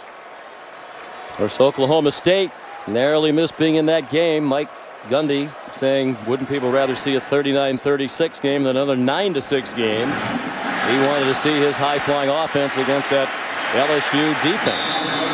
But didn't get the chance. Ty Montgomery tackled by Joe Mitchell. John, let's take a look at that Stanford running game, what they're doing tonight. This is what Andrew Luck does so well. He gets to the line of scrimmage, and he calls the play to always give you an advantage number-wise. You see 3 defenders, he brings another one and makes it 4 versus 3. Again, here's 5 on one side, 3 to the other. He goes to the 3 side. Anytime you have a matchup where you can balance the numbers, or in some instances, gain a number by pulling a guy, that is an advantage to you offensively. That's what Luck has done so well. Stanford having another good night rushing the ball. And it's Taylor doing the bulk of it. Powered ahead for a little more than 2. Caleb Levy made the tackle. Down to 5 minutes left, 3rd quarter. Stanford has never trailed, leading now by 4 as the Cardinal defense did a terrific job after the offense turned it over inside the 5-yard line, forced a field goal. Sean, defensively, as you look at Bill Young, their defensive coordinator for Oklahoma State, defensively it's all about gaps, defending gaps. Each individual defending a gap, then collectively you handle it. But when you get a numbers differential and you're 3 on one side, you gain an advantage when you bring the 4th into play and that destroys your gap concept. Luck back to throw. Throws, caught, first down. Out to the 33-yard line. Griff Whalen finally wrestled down to the ground. Gain of 14. So we're saying they don't have a lot of speed, and they don't really have any big playmakers. And so you say at home, well, then how do they get open? Well, when you're playing zones, when you have a guy who runs very disciplined routes and knows the holes and is on the same page with the quarterback, you get open. Stanford up to the line quickly in a very tight formation. And Taylor running left, following the fullback Hewitt. Leaps ahead to the 40. Gain of about 7.5. And let's check in with Heather. Sean, the Oklahoma State offense will be without right tackle Parker Graham. He's being taken out on the cart right now. He suffered a lower right leg injury. They're taking him back to receive x-rays on that shin, but he will not return for the Cowboys tonight. And now Caleb Levy slow to get up. Their starting middle linebacker, third leading tackler for the year. That guy there is, he's kind of the brains of that front seven. He gets everybody lined up. Looks like he's maybe got the breath knocked out of him or something. Hopefully that's all it is. As he goes airborne at the end of this thing. Yeah. It probably just gets landed on too much. Sometimes, you know, you've been in those situations where it just all comes out of you at once and it just takes you a while to get it back. And thankfully, that is what it appears to be. Although I don't think Caleb Levy's all that thankful to have those few moments of discomfort. Yeah. But now by rule, he has to go out for at least one play and then he'll be back in. And by rule, there's very little the training staff can or wants to do to help him. 2nd down and 3. Luck has gone out to the top of your picture. Tyler Gaffney is in at quarterback. Ordinarily a running back, and it's a design run, and Oklahoma State was not fooled by the interesting formation. Brian Robinson and Cooper Bassett combined for the stop. Yeah, here's a hot tip. Keep Andrew Luck at quarterback. Yeah, as soon as you see that formation, they just blitzed it. And they brought more numbers than you could block. And the net result is 3rd and about 6. Luck does have one catch this year, and it was a memorable play along the sideline when he made a leaping one-handed catch. Ball game against UCLA for a 13-yard gain. 3 minutes to go, 3rd quarter. Big down here for this Oklahoma State defense. Luck with Stewart on his hip. Stewart stays in the block. And it's complete to Fleener for a first down to the Cowboy 49-yard line. Zach Craig, a backup safety, and Daquan Lowe made the tackle. And now it's Fleener slow to get up. Well, this is only going to happen because they have good protection right here. And they bring pressure. So you've got 5 coming, and then it's Fleener on the backside. And Fleener push it up, and then he has good speed. But Andrew Luck, of course, is the key. Watch him. He thinks he has man-to-man, and when they're in man, you can do that. Go ahead and eyeball him the whole time. He knew where he was going. Well-thrown ball, and a first down. Fleener, a senior, 6'5", 254, heading the NFL. He runs about a 4.5 40. From Lamont, Illinois. How about the story he told us yesterday? He was being recruited by the previous staff. Walt Harris was the head coach. He got fired. There was no coach. He took his recruiting visit when there was no football coach. There was they no hadn't one there. hired Jim Harbaugh yet. Exactly. He met Tara Vanderveer, the legendary women's basketball coach, and she was very impressive. And he said basically Stanford sold itself when I was there. Play action fake. Luck has a receiver wide open. First down.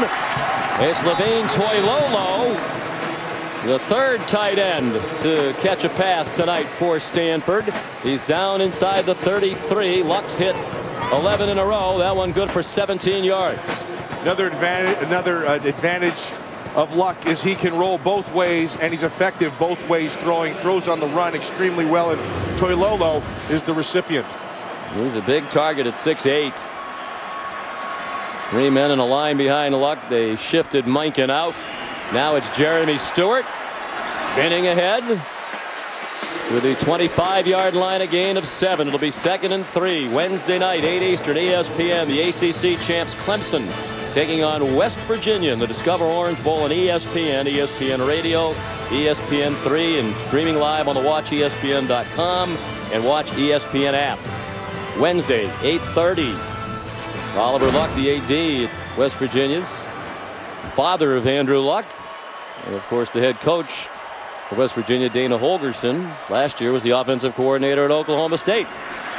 Taylor straight ahead for a first down, and again, every ounce of effort to get everything he can and finish the run at the 20. The coaches talk all the time about finish. That's he does extremely well. He sure does. And you know, a lot of time where he's been finishing has been off his offensive left side. And the reason is because he's got a good one right there. Jonathan Martin, that offensive left tackle, he has been securing that left edge a lot tonight. He has been dominating on that side.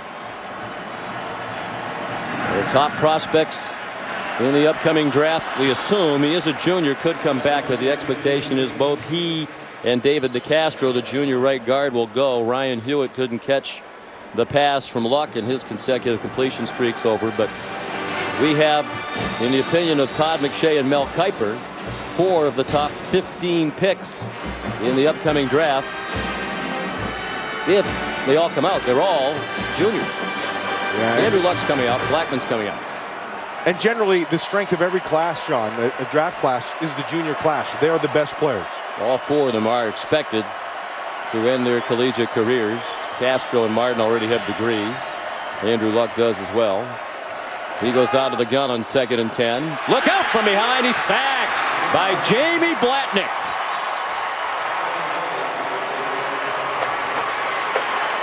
His team leading 8th sack of the year for the senior from Salina, Texas. Yeah, you can see right down here, it's Jamie Blatnick. And talk about getting vertical.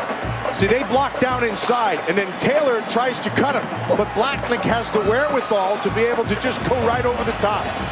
Jamie Blatnick has been fun for me to watch because he's a powerful kid. He's a 500-pound bencher, which there are not many of those around. And with athleticism, too, as we just saw, leaping over the block, 3rd and 16. Luck set up the little screen to Montgomery. Turns the corner. And out of bounds. But with a first down, there is a flag on the play. On the edge, it may be on Whalen down the field with the hold. He comes up gimping, too. That's not good. He's the only speed they have in that offense. On the outside receiver position, certainly, and it is against Stanford, wiping out an 18-yard gain and a first down. And they'll take it from the point. After the pass and during the run, holding number 17, offense, 10-yard penalty, replay 3rd down.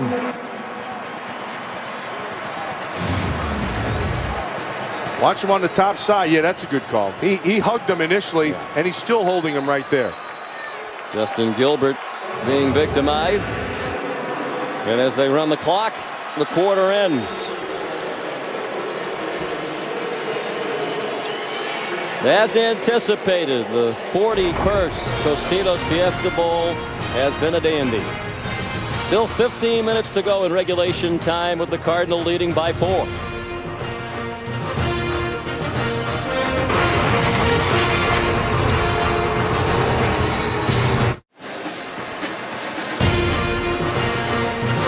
We're back in Glendale, Arizona for the 2012 Tostitos Fiesta Bowl.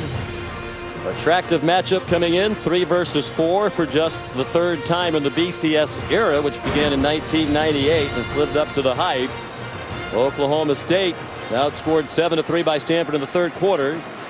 So the lead again for Stanford is 4 points. And what did the 1st and 3rd quarters have in common? Justin Blackman didn't have a touch in either quarter. He had 4 of them for 139 yards and 2 touchdown receptions in that 2nd quarter. Yeah, you don't want to put him in the witness protection program. You need to get the ball to him ASAP and as often as you can. 3rd and 13. The big stop for Oklahoma State if they could force a field goal try, and even if it's made, keep it a 1-score game. From the 23, Andrew Luck out of the gun. Tries to catch him off guard with a run by Stephen Taylor, and he very nearly got the first down. He came up only about a yard and a half shy. Tackled by Alex Elkins, who never played football until he went to junior college at Blinn Junior College. Made the team on an open tryout and started and is now a starting linebacker in the Big 12. And playing pretty good and getting better. So they do force a field goal try. 30-yard effort from Williamson, who barely missed earlier from 41. They failed to score in the red zone only one time all year, and that one just does hook back. So they're 4 for 4 in the red zone tonight with 3 touchdowns and a field goal. Sean, let's see how fast they can find Justin Blackmon, because Whedon has to find him.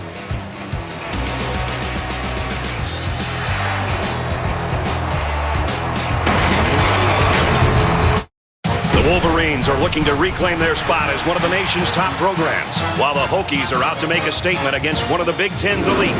The All-State Sugar Bowl, Michigan, Virginia Tech. Coverage begins January 3rd at 8 on ESPN.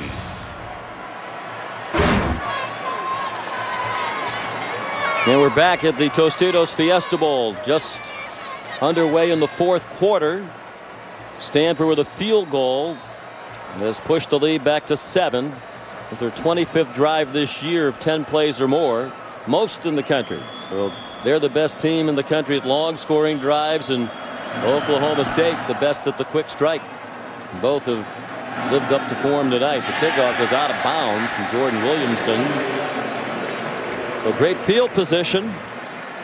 They'll start this possession for Oklahoma State. Will they get the ball back to Justin Blackmon?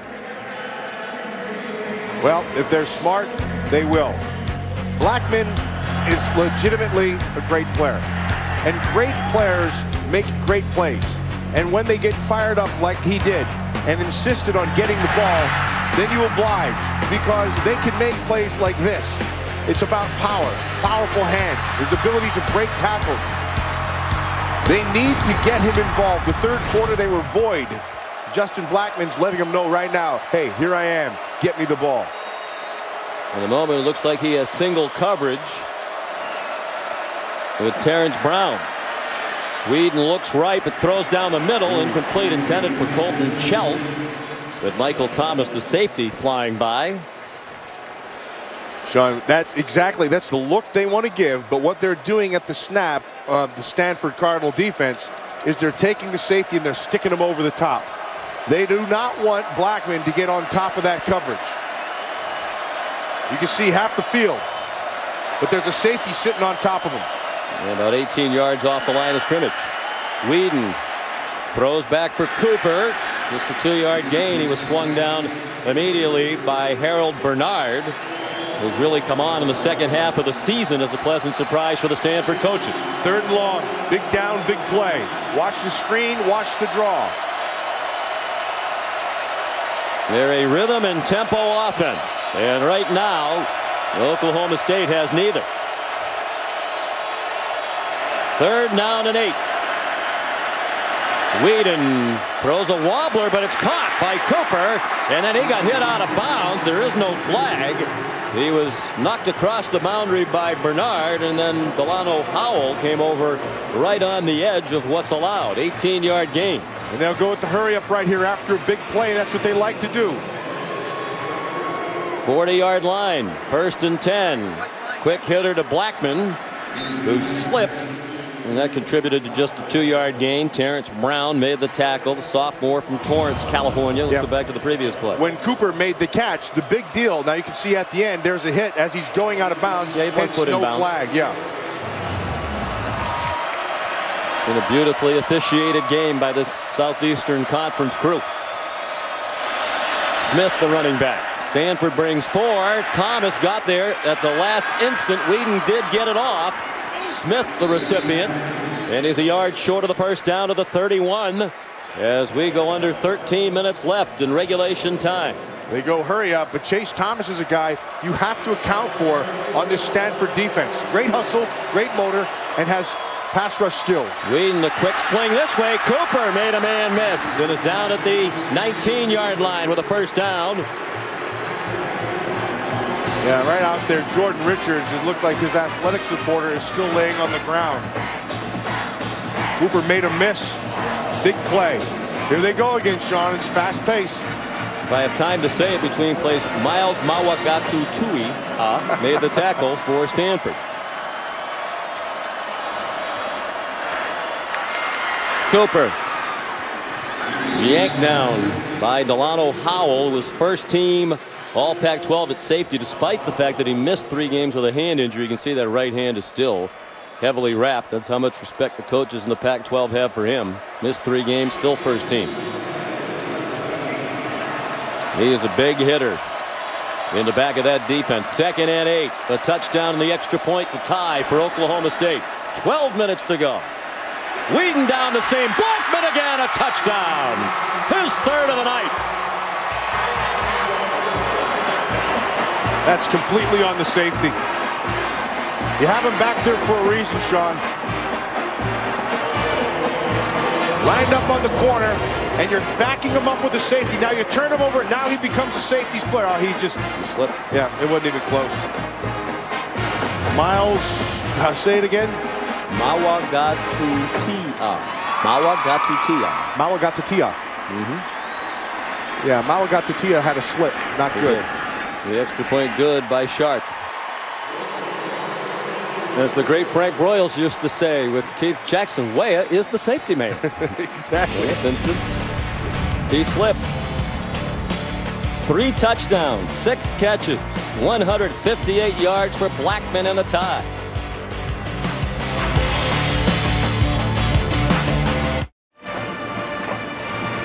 ESPN College Football, the Tostitos Fiesta Bowl, is brought to you by Tostitos. Tostitos knows how to party.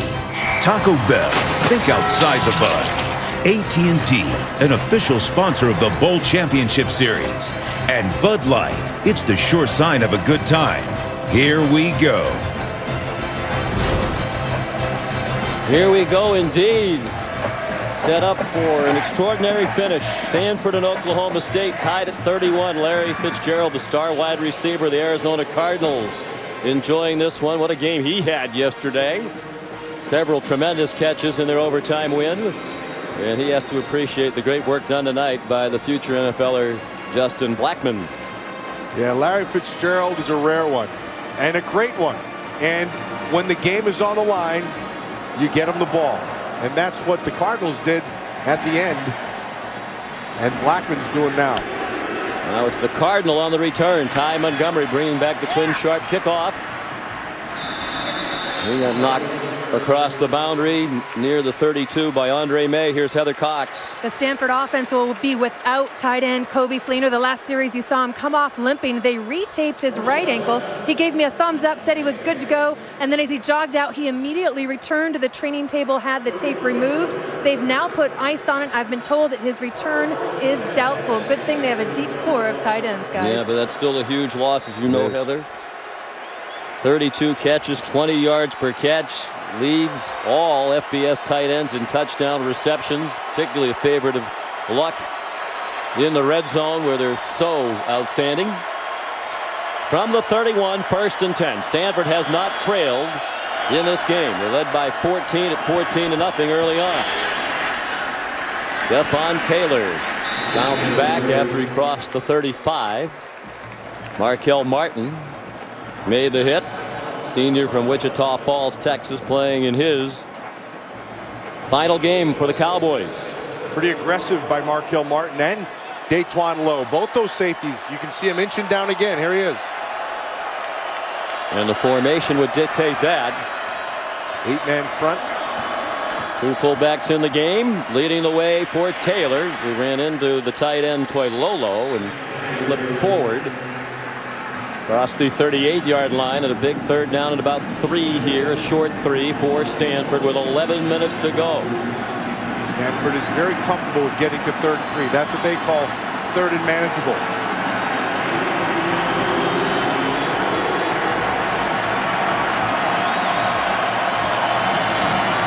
Bill Young told us yesterday he was very surprised on 3rd down and 3. Stanford is almost always a passing team. He thought that was surprising given the strength of their power running game. Bringing pressure. And they do pass on 3rd and 3. Luck trying to run for the first down, and he gets it. Shoved out of bounds by Cooper Bassett. It is a first down for Stanford. We said at the start of the game, he could beat you with his brain, he could beat you with his arm, and he could beat you with his legs. That's option C right there. Big first down. 6-yard run. Huge conversion. Better than 2-to-1 advantage in time of possession. The edge in total yards significant for Stanford, but they're tied at 31. Taylor through a big hole. Seems to have another first down inside the 46 of Oklahoma State, where Alex Elkins having a made big the tackle. night. Yeah, having a really big night, Sean, is Taylor. And watch him. He's just going to foul 52 DeCastro with a nice block. They're pulling him on a power on the inside. And then it's get your eyes up. And like you talked about earlier, he finishes his runs really well. There's DeCastro, a projected first-round pick, a unanimous All-American this year. Had a great year. Out of Bellevue, Washington. 149 yards rushing for Taylor. On his way, it seems, to his career high. He might get it. Come very close to it on that run. He got to the 42-yard line. His career high is 153. Again, it's David DeCastro on the inside. Just lower your pad level and then get some movement. That's on Rashedi Jones. And he, again, like a good running back, he just keeps on driving his legs. 2nd down, 6. It is a career high for Taylor, trying to add to it. He has 154 before this carry. Trying to get away from Markel Martin, who wrestled him down, but it's another first down for the Cardinal at the 29-yard line. 12-yard run. Nice job. Monken, number 10, does a good job of securing the edge. You're going to see him. And then here comes DeCastro again. It's everybody's assignment football. Get a guy on a guy. That's what they do extremely well. Nice job by Hewitt, 85. And then Markel Martin, with a good angle, is able to run him down. Just have so many players on this team who filled the role so well, as you saw from our DirecTV Ultimate Picture Cam. Once again, Luck is not the quarterback. Tyler Gaffney is, and again he gets splattered. They've tried that twice, and it's been dropped for a loss both times. Jamie Blatnick said, "Get that nonsense out of here." Oh, man. Blatnick shows up in an angry mood right here. See, Elkins does a nice job of forcing it back inside. DeCastro's on top of him, but because he holds the edge that time, Blatnick can lower the boom. I think Gaffney might say to the coaches, you know, it's okay with me if Luck plays quarterback on every snap. Exactly. 3-yard loss. They're back to the 30. Taylor in trouble, and they're going in reverse. Great penetration again. Martin up from the safety spot. Blatnick in there again. And that's Bill Young, and he's bringing pressure. Markel Martin down, that's your safety. And he comes with the safety, putting him in the box. And because it's Lewis, 11, who makes the play. Lewis makes the play off the edge, forces it back inside. Martin and Blatnick make it and sets up this 3rd and long. And they might have backed out of field goal range at this point. It would be a 50-yarder from here. The long for Williamson is 45. Long time in the huddle for Stanford. They break the huddle with 10. 3rd and 14. Tie game, approaching 7 minutes left. 14 yards to go.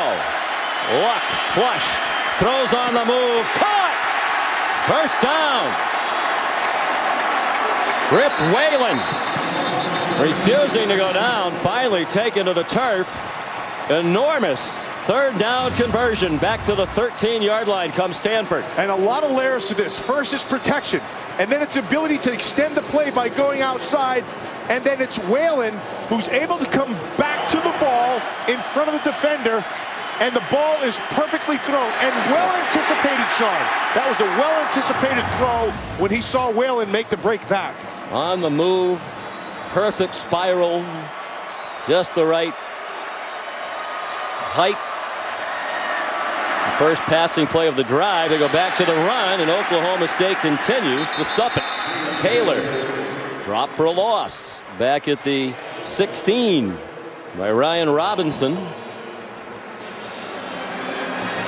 It appeared to me that they were going to try to okey-doke that time and try to jump out the backside.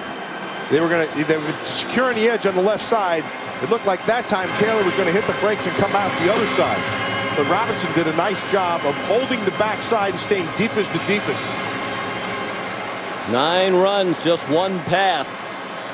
Lots of time coming off the clock. In a tie game here in the 4th quarter. At the very least, they're in field goal range. They're in the red zone again, where they have failed to score only once all season. Luck rolls left, dumps it off to his buddy Whalen. Initial hit by Martin, and then Rashidi Jones took him across the sideline at the 10-yard line. You know, Whalen and Luck are roommates, like you mentioned. And you mentioned about how Whalen kind of annoys him at times, always having to do something. He's fidgety. And Whalen says, well, what do you expect? The guy likes to go to bed at 10:30 every night. I got a kick out of that. If you're going to play quarterback as Luck does, you need to get your rest. Here's a big play from the 10-yard line. Again, a long time in the huddle.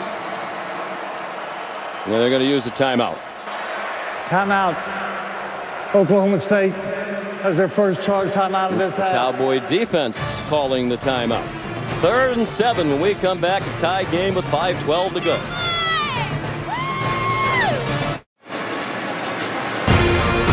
Back at the spectacular University of Phoenix Stadium for ESPN's presentation of the 2012 Tostitos Fiesta Bowl. Stanford in the red zone trying to break the tie at 31-all. With 5:12 to go in the 4th quarter, they came in 98% of the red zone scoring this year, and they've actually improved on that with 4 for 4 tonight. 3 touchdowns and a field goal. 3rd down and 7. Just outside the 10-yard line. Need to get the 3 for a first down. Whalen back and forth and back again in motion. Fake to Taylor. Luck dumps it to Whalen. Banged out of bounds just shy of the goal line. Got the first down. Tried to get the 6, and Broderick Brown wouldn't let him do it. Broderick Brown, the Bulldog. Boy, he's taking himself out. That was a collision down there. A big one. Well done. They bring him out of the backfield, sneak him into the flat, and then they roll him. Watch the hit. That's a big one. Broderick Brown knows he cannot let him into the end zone, and he gives you everything he's got. Lowers his pad level, runs through it. And you know he doesn't want to come out. They call him Bulldog because he's as competitive as anybody Bill Young's ever met. From the goal line, it's Taylor surging, still fighting. And apparently in now, says the line judge. Touchdown in the lead for Stanford.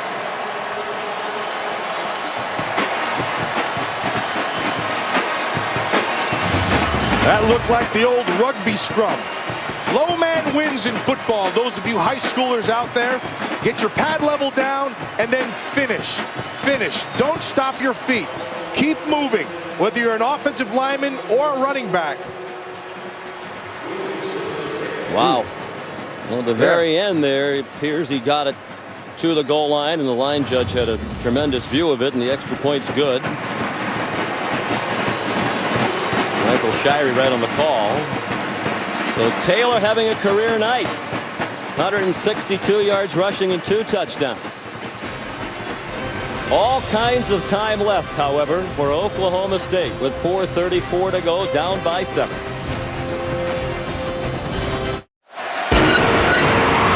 Welcome back to ESPN's presentation of the 2012 Tostitos Fiesta Bowl, developing into a classic.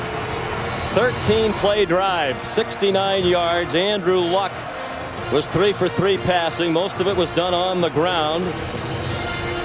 With Luck on their 5 touchdown drives tonight is 15 for 15 passing. They converted a 3rd and 3 when he ran for 6. They converted a 3rd and 14 when he threw to Whalen for 20. They have not trailed. But Oklahoma State has been answering all night long, and they have 4.5 minutes and 2 timeouts, and Whedon and Blackman at their disposal. And a very good kickoff return man as well, Justin Gilbert from the 2.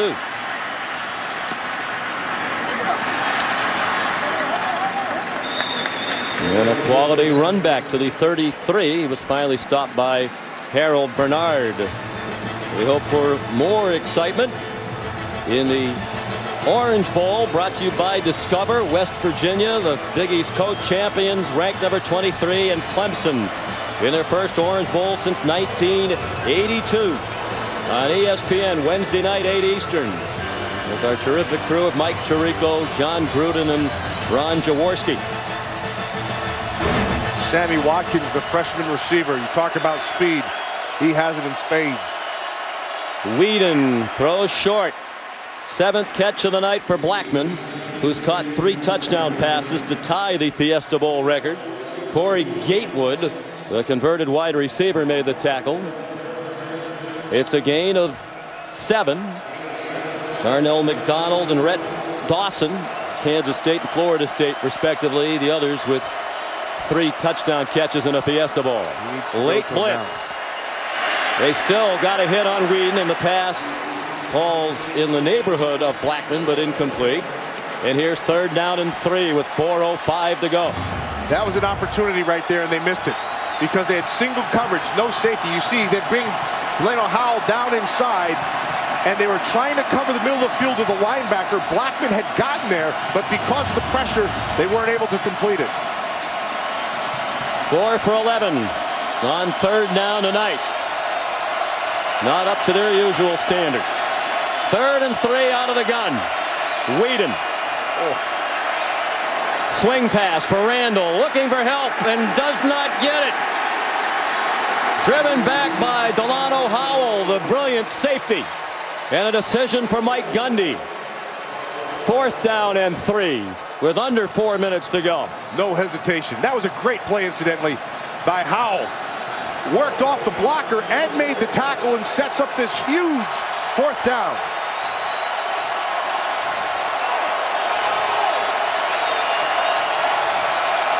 Fourth and 4, Oklahoma State. 3.5 to go. They're at their own 40 and down by 7. One-on-one outside with Blackman. Whedon, the slant, caught by Blackman. 1st down and much more. To the 39 of Stanford. 21-yard gain. And the stars are shining brightly when it matters most on both sides tonight. No hesitation. That's a gimme. You get one-on-one with him, throw it. Stanford clearly winded in the rush. No pressure on Whedon. Randall running room down to the 20-yard line. 19 more. The Stanford defense very tired. Howell made the tackle. 3 minutes to go. Blackman's on the sideline trying to catch his breath. They're walking around. You're right, Sean. They're gassed. Both teams exhausted.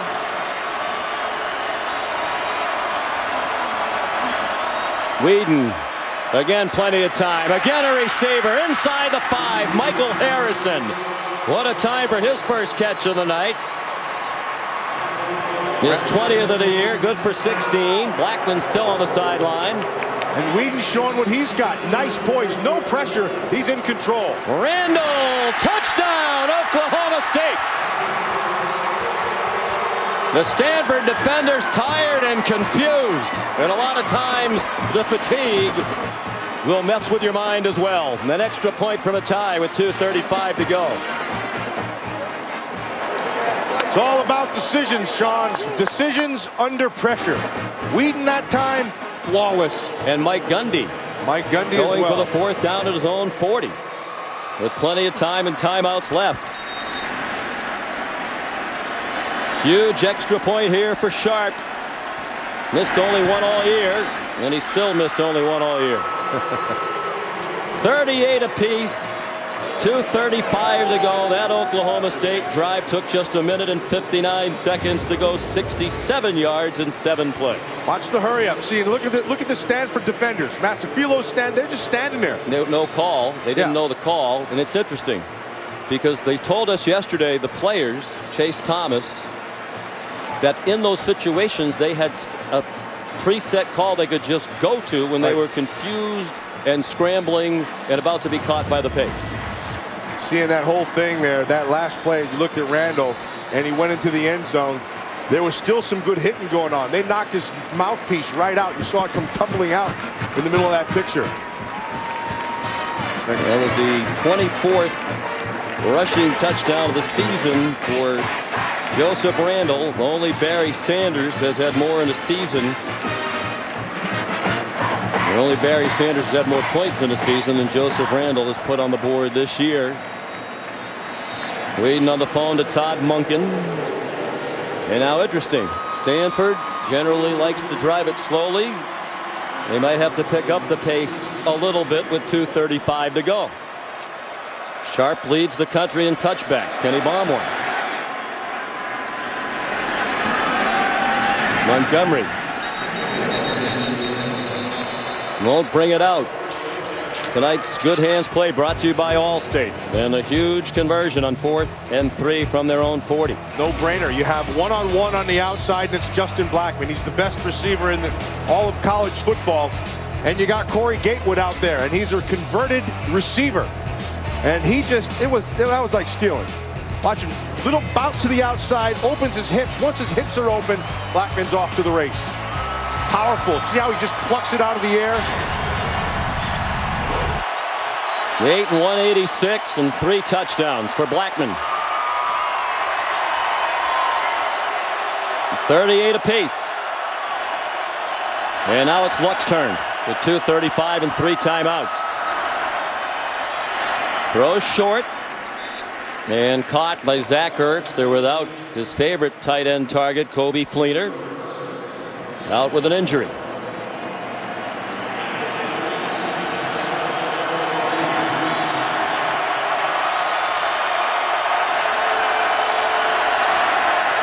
He's in control. He's directing everybody at the line of scrimmage. Who does he remind you of?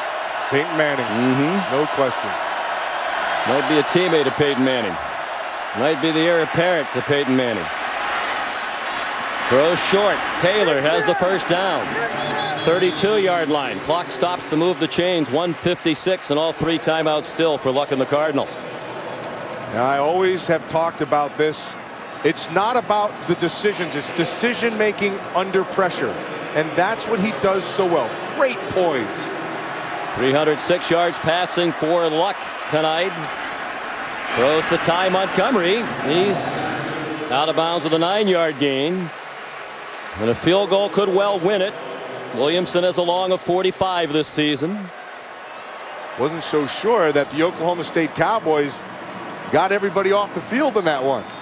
They were still kind of stumbling off the sideline when that ball was snapped. The freshman Williamson could be thrust into a huge spotlight in moments. 2nd down and 1. Luck has moved past John Elway on the Stanford all-time career passing yardage mark tonight. Here comes pressure. Right up the middle, Elkins, and it's a screen. Taylor trying to pick up blocks. Didn't get a lot, but got the first down to the 45. Minute 34 to go. Clock stopped. Sean Lewis made the tackle. Well, I like that call. If that came from Andrew Luck, that's a heck of a call. Nice anticipation. Look at the discipline of the eyes to draw the coverage to the other side, and then here it comes. Inside handoff. And Taylor to the 50. They want to score with as little time left on the clock. They know if they leave even a few seconds for Oklahoma State, that might be enough time for a Cowboy response. They're about 25 yards away from a field goal.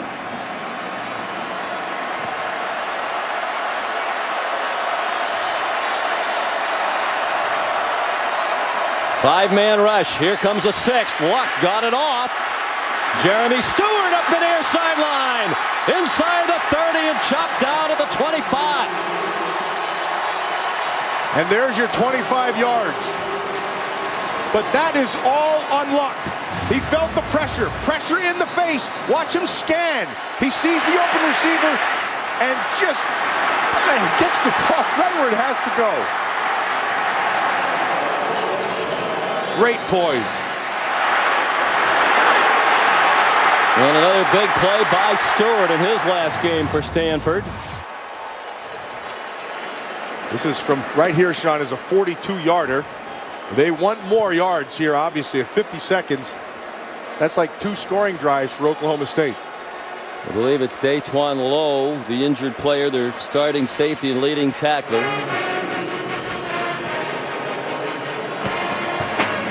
I mentioned earlier that Andrew Luck's been perfect on the 5 touchdown drives, 15 for 15. He's 5 for 5 on this drive. Trying to end his remarkable Stanford career with a remarkable finish and a virtuoso performance.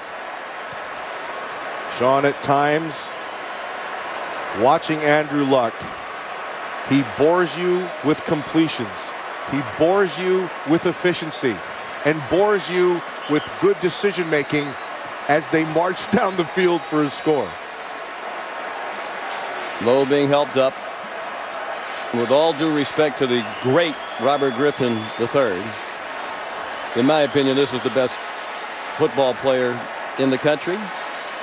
And I think he's going to have a career like Peyton Manning and John Elway in the National Football League. We talked to David Shaw yesterday. Said, what kind of a year has Andrew Luck had? He says, it's the best I've ever seen anybody play the sport of football. He knows what he's given him, to work with, and what he allows him to do at the line of scrimmage. And that's why he says those things.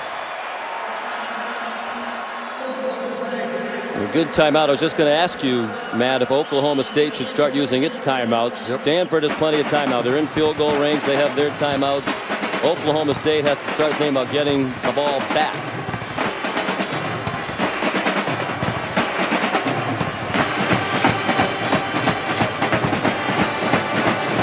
Problem for them is they just have 1 timeout left. You know, we've been talking about Mike Gundy and the job that he's done, but David Shaw on the other sideline in his first year, taking this thing over. There are a couple things that surprised me a year ago. I was talking to John Madden this afternoon about this, and it was one of the things that he echoed. First, he was surprised that Andrew Luck came back. And then he was equally surprised that John Harbaugh left after he knew Jim Harbaugh left after he knew that Andrew Luck was going to stay. And what Harbaugh knew was that David Shaw was a guy who was very capable and very in charge and had a great understanding of not only this offense but this team. And boy, did he show that this year. And what Jim Harbaugh also knew is the 49ers pay a little bit better than they do at Stanford. And what a team, what a year they've had in San Francisco. What a great, that defense as good as there is in the National Football League. Well, the nation's leading takeaway defense could really use one here. You know that they'll be protective of the ball. One of the other things these two teams have in common, in their only loss of the season, they each turned it over 5 times. They've learned the lesson. Taylor the carry, and Oklahoma State has the 1 timeout left, but they're not going to use it. And it's looking more and more like it's going to come down on the foot of the redshirt freshman, Jordan Williamson. From the 20, that's a 37-yard field goal.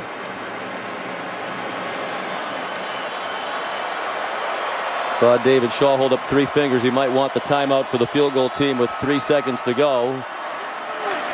Taylor stopped short of the first down. Would be 3rd down. They got him right in the middle of the field. 3 seconds, you're right on. Coming up after the game, stay tuned for Sports Center right after the Ford BCS postgame show. A lot of highlights from some magnificent action all over these bowl games today. And Sean, this will be a 34-yard field goal attempt. It's at the 20, no, I'm sorry, it's a 17-yard line. 17-yard line, that's the 24, that's 34 yards. Heather? Jordan Williamson is a man on an island, except for when coach came over and said, just relax, this is fun. At that point, Jordan Williamson took a knee, took a deep breath, rolled his shoulders, and started practicing again, guys. This is a freshman. He's had an excellent year, redshirt freshman out of Austin, Texas. 2nd team All Pac-12, missed 3 games late in the year with a leg injury, but came back for the final 2. He's 1 out of 2 tonight. Just missed from 41. made a 30-yarder. Missed only one all year from inside 40 yards. This is a 35-yarder to give Stanford its second win in as many years in a BCS bowl game. Timeout. Timeout. Oklahoma State, that is their third and final timeout. This will be a 30-second timeout. And that's what he saved his last timeout for.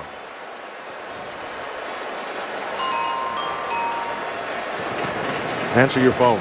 Yeah, it's a high standard to live up to for Michigan and Virginia Tech. The next game up tomorrow night, 8 o'clock on ESPN. Matt and Heather and I will be privileged to have the call on ESPN Radio. The All-State Sugar Bowl.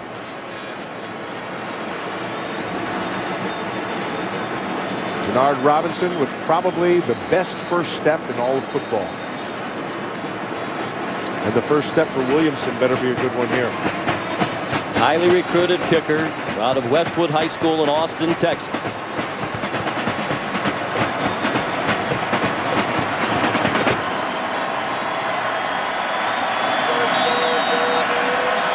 Andrew Fowler is the snapper. Daniel Zaklinski, the holder. Pressure on them as well. Perfect execution in that part. The kick is no good. He hooked it badly to the left.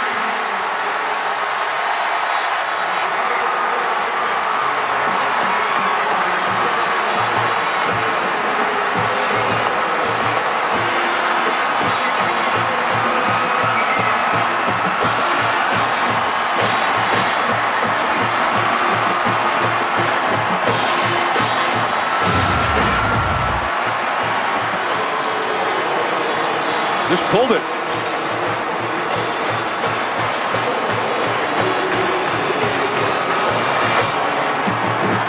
He was 11 for 12 from inside 40 yards this year.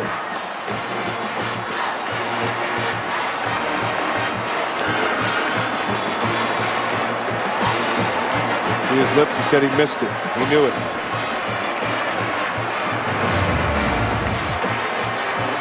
And Matt, we've talked about it all night long. Their success in the red zone. Just the second time this year they failed to score in the red zone. And we're heading for overtime, tied at 38.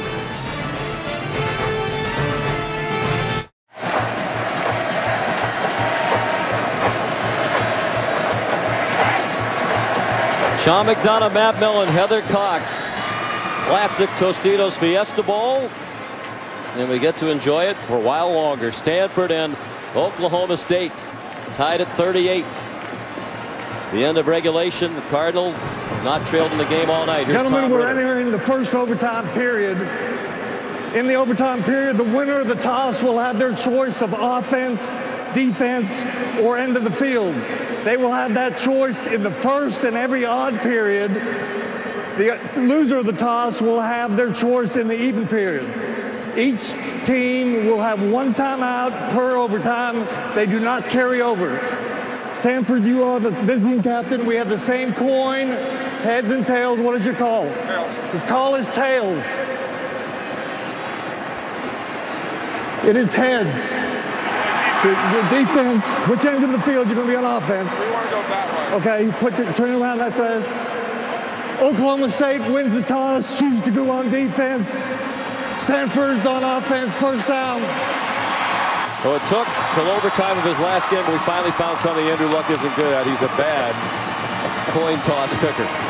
What a stiff. And usually when you have the choice, you go on defense because each team's guaranteed a possession in overtime, and it helps to know what the other team did. Then you know what you have to do when you get the ball. Possession starts from the 25-yard line going in. You would think it's a format well suited for Stanford given their effectiveness in the red zone, but they just missed for the second time all year in the red zone. They are now 70 for 72 once getting into the red zone after the missed field goal by Williamson. Third overtime game in the history of the Fiesta Bowl. And who can forget the previous two? Ohio State and Miami, and Boise State and Oklahoma One of the wild, dramatic finishes in the history of college football. Luck under center. They start with Taylor. And he bends forward near the 20, a gain of 5 for Taylor, who continues on a career night. 175 yards rushing. They said at the start of this game they would be patient with that running game, and they have been. Luck is 26 out of 30 for 344, 2 touchdowns, an interception. There was movement along the offensive line.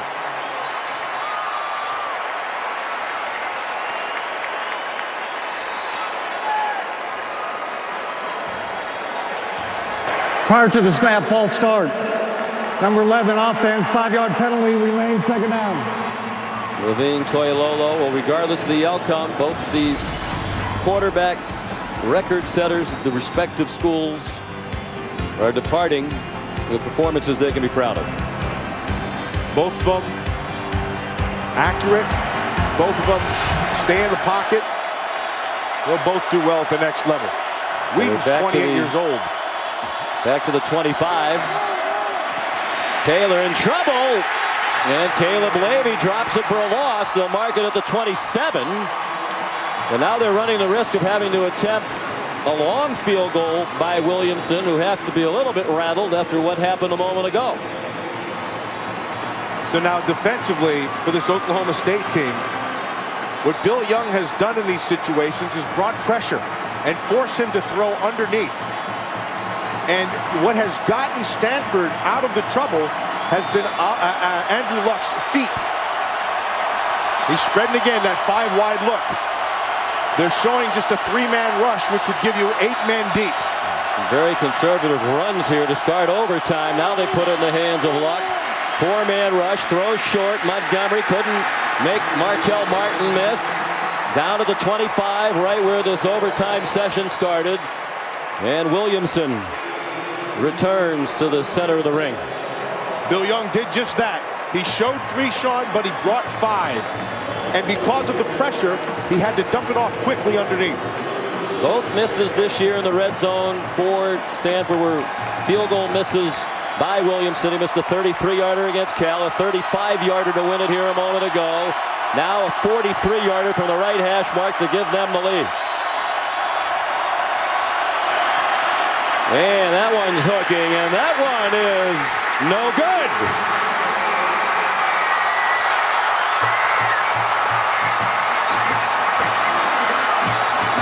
That time there was a little bit of an issue with the snap and hold.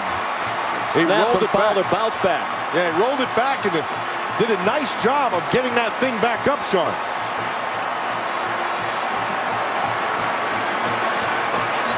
Klinsky, the holder, did get it down, and Williamson had plenty of leg. And now Oklahoma State, which has not led in tonight's game at any point, will win it with a score here, and they're in field goal range, so it'll be interesting to see how they play it. Some critics of this format don't like the fact that you're in field goal range really when it starts, and Quinn Sharp is a great kicker. They flip it to Blackman, and he slips down as he tried to make a cut with Howell right in his face. No gain. It's Harold Bernard who came up from that safety spot. Remember, early in the game, he bit. It allowed that first big touchdown pass.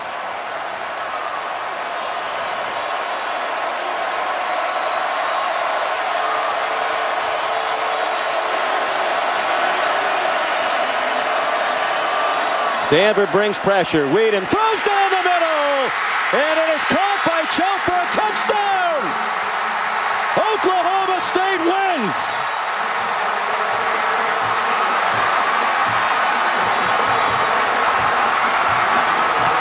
Matt, I would think we might have a review to make sure that Chelf got into the end zone.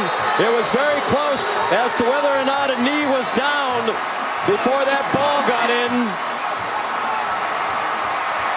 Yeah, they'll review it. It's a scoring play. They're going to have to get all those people out of that end zone. Review.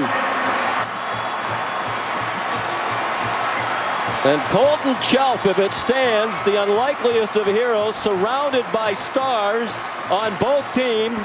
Here's a senior who came as a walk-on and had only 16 catches all year. He made a very nice catch in his fingertips.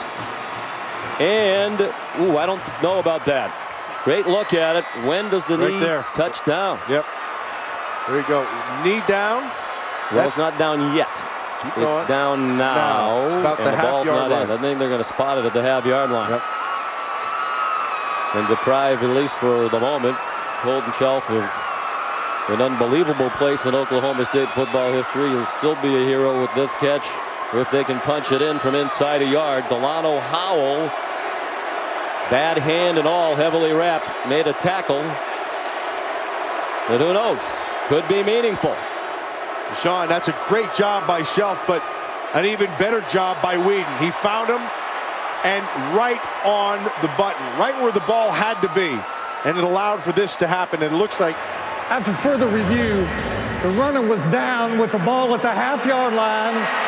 It'll be first down and goal at the half-yard line, Oklahoma State. Chelf from an Oklahoma State family. His dad, Randy, played at OSU. His younger brother, Clint, the backup quarterback, might be Whedon's replacement this year.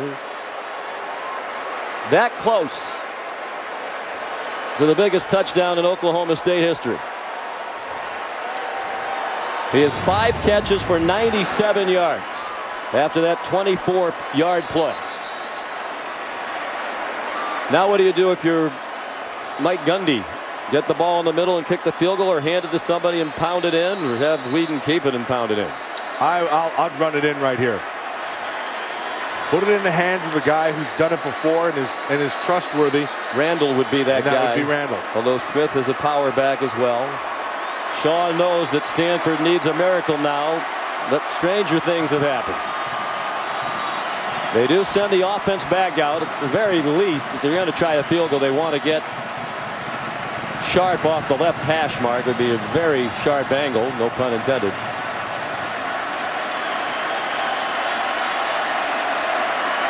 They go out of the gun with Jeremy Smith, who's more of a physical runner. They're just going to put it in the middle of the field and put it on the foot of Sharp.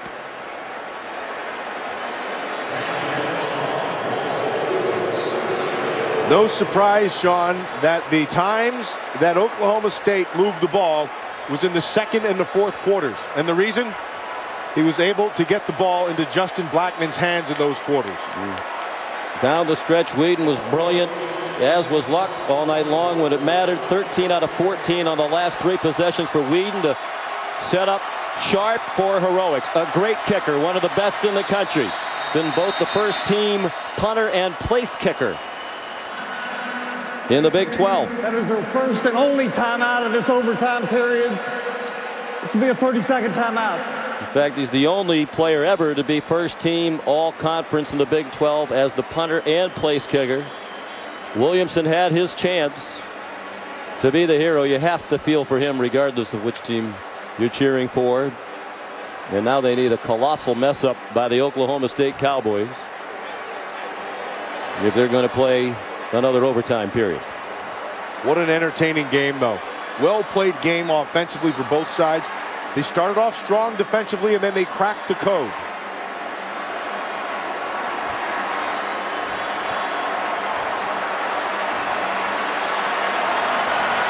Sharp 1 for 1 tonight. The chip shot 19-yarder. 21 out of 24 on the season. Has not had any blocked. Connor Serko is the snapper. Wes Harlan the holder to win it. It is good!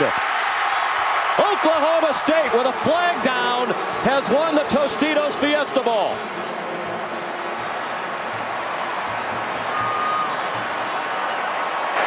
Personal foul, roughing the kicker. Defense, penalties decline. The point is good. Game is over. The only lead of the night for Mike Gundy and the Cowboys is the margin of victory. Whedon and Luck, they're friends. They've spent the last couple of summers together at the Peyton Manning Passing Academy in Louisiana. A great appreciation for each other as people, and even more appreciation for each other's football skills after this. Oklahoma State wins in its first trip ever to a BCS bowl game. They win 12 games in a season for the first time. The president is awesome. The future might even be brighter for this program on the rise. And Heather Cox is with Mike Gundy. Sean, thanks so much, Coach. Congratulations. Your first BCS bowl game results in your first BCS win. How has this season really changed the way that people look at Oklahoma State football? Well, I think that from coast to coast, people have a lot of respect for Oklahoma State football, and what a great job by our players to battle back all night. I like to give a lot of credit to Stanford and their team. I mean, what a great effort, what a great football game. We talked about this being a great game, and I'm just really excited for everybody, and I want to dedicate this win to the 4 victims of the plane crash. It meant so much to the Oklahoma State people and to our team, and for their families. The players wanted to do it, and so we didn't want to say anything about it before the game, but we wanted to win this for the 4 victims. I know it's certainly been an emotional season for you guys. Now, Coach, only a fraction away from playing for a BCS championship. What case did you guys make tonight for a possible split national championship? Well, once we figured out we were playing Stanford, we felt like that they were as good as anybody in the country. They had 1 loss, but when you play with a quarterback like they have, you got a chance to win every Saturday. And I couldn't say enough about our team and what Brandon Whedon did and the way he fought back. So I like Oklahoma State. I like our team. I like where we're at. Everybody said, including you yesterday, that you thought that this game would go down to the final possession. Indeed it did. Ultimately, what do you think the difference was? Well, our team rallied. Every time we got down, they just found a way to come back. And they've been very resilient. The coaches did a tremendous job. I don't know how many people we had here. I'm going to guess 35 or 40,000 people wearing orange. It was a group effort, and that's what it takes to have success. Coach, enjoy the victory. Congratulations. Thank y'all. Thank you. Sean? It also takes a little luck, and at the end of the game, luck was on the side of Oklahoma State when Williamson missed the field goal that would have won it. There would be no celebration like the one we're watching for the Cowboys. And he referenced the plane crash on the day that Oklahoma State suffered its only loss of the season at Iowa State, November 18th. Women's basketball coach Kirk Budke, his assistant Miranda Cerna, pilot Olin Brandstetter, and his wife Paula were killed in a plane crash. They played the game that day with very heavy hearts. Who knows how much, if at all, it impacted their performance that night, and given the loss of life, it wasn't important in the larger scheme of things. But they rallied back from that adversity with an unbelievable performance, the biggest win over Oklahoma since 1947, and they cap it with a scintillating win over an outstanding Stanford team Mike Gundy called the best team they played all year. They lived up to that tonight. Let's go back to Heather. Sean, thanks so much. Joined by Brandon Whedon and Justin Blackman. Justin, congratulations. Now, early on, you appeared on the sideline to be frustrated. How did you get your game going to finish with 3 touchdowns? And, you just got to stay positive, put the pass in the pass, and, you got to finish the game. It's 4 quarters of play, and that's what we did. Now, you haven't made any formal announcements, but even Coach Gundy said he would be shocked if you came back to Oklahoma State. Are you ready to make an announcement? I think I am. I think I'm going to go ahead and enter the draft and, see what happens after that. We wish you the best of luck. Congratulations. What a way to end your career at Oklahoma State. Thank you. Got a lot of help from your quarterback as well, Brandon Whedon. Congratulations on an outstanding performance. You started the game, your very first throw, an interception. How did you recover and regain composure? Oh, well, you got to put it behind you. As tough as it is, you got a little jitters, you're excited, you want to get out there and play, and all the stuff that goes into it. You just I try to do too much, and just got to settle down. That first quarter wasn't very good for us, and I was kind of had a setback, spawned on 14 points, and we bounced back and ended up winning a big game for us. And you guys certainly dodged a couple bullets. What were your reactions when Stanford missed not 1, but 2 field goals to keep you guys in this? Obviously, we were excited. We had one kind of that didn't go our way in Iowa State. Mishap there, and everything happens for a reason. I ended up winning it, and I got to give Stanford a lot of credit. That's a good football team. I mean, their defense is one of the best I've faced all year, and that's like I said, it's a good football team. You cap off an amazing career at Oklahoma State with a tremendous performance tonight. Next up for you, the NFL draft. What are you hoping for? What are your goals on draft day? Just put myself in a position where I can, better myself in my career. I think these next few months are going to be big for me. I'm going to start training and, just like I said, just get better. Continue to get better, and I'm looking forward to another chapter of my life. You put together a great resume tonight. Congratulations. Thanks, Heather. Sean? He's had a remarkable life. minor league baseball for 5 years, walked onto the program, wasn't sure he'd ever get a chance, became one of the great quarterbacks of his time in college football, one of the greats in the history of the program, and led them to their biggest win ever here tonight. At 28 years old, some wonder if that will work against him in the NFL draft. He says, hey, I've taken very few hits. I have a fresh body. And he is an accurate thrower, and there aren't very many of them. Blackman had 8 catches for 186 yards in a Fiesta Bowl, tying 3 touchdowns. Whedon finished with 399 on 29 of 42 and 3 touchdowns. And as is so often the case, it comes down to the kicker. Georgia couldn't kick one in the Outback Bowl earlier today and lost. Stanford couldn't kick one and lost. Quinn Sharp kicked one and won.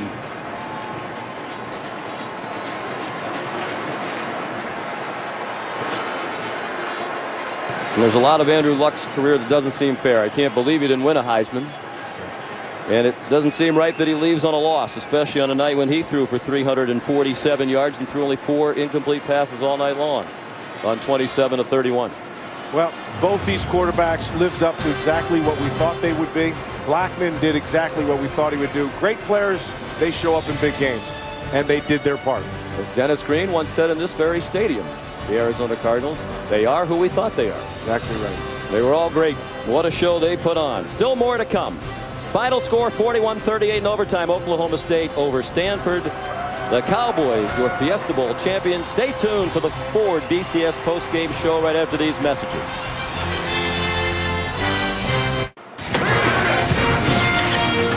Welcome to the Ford BCS postgame show.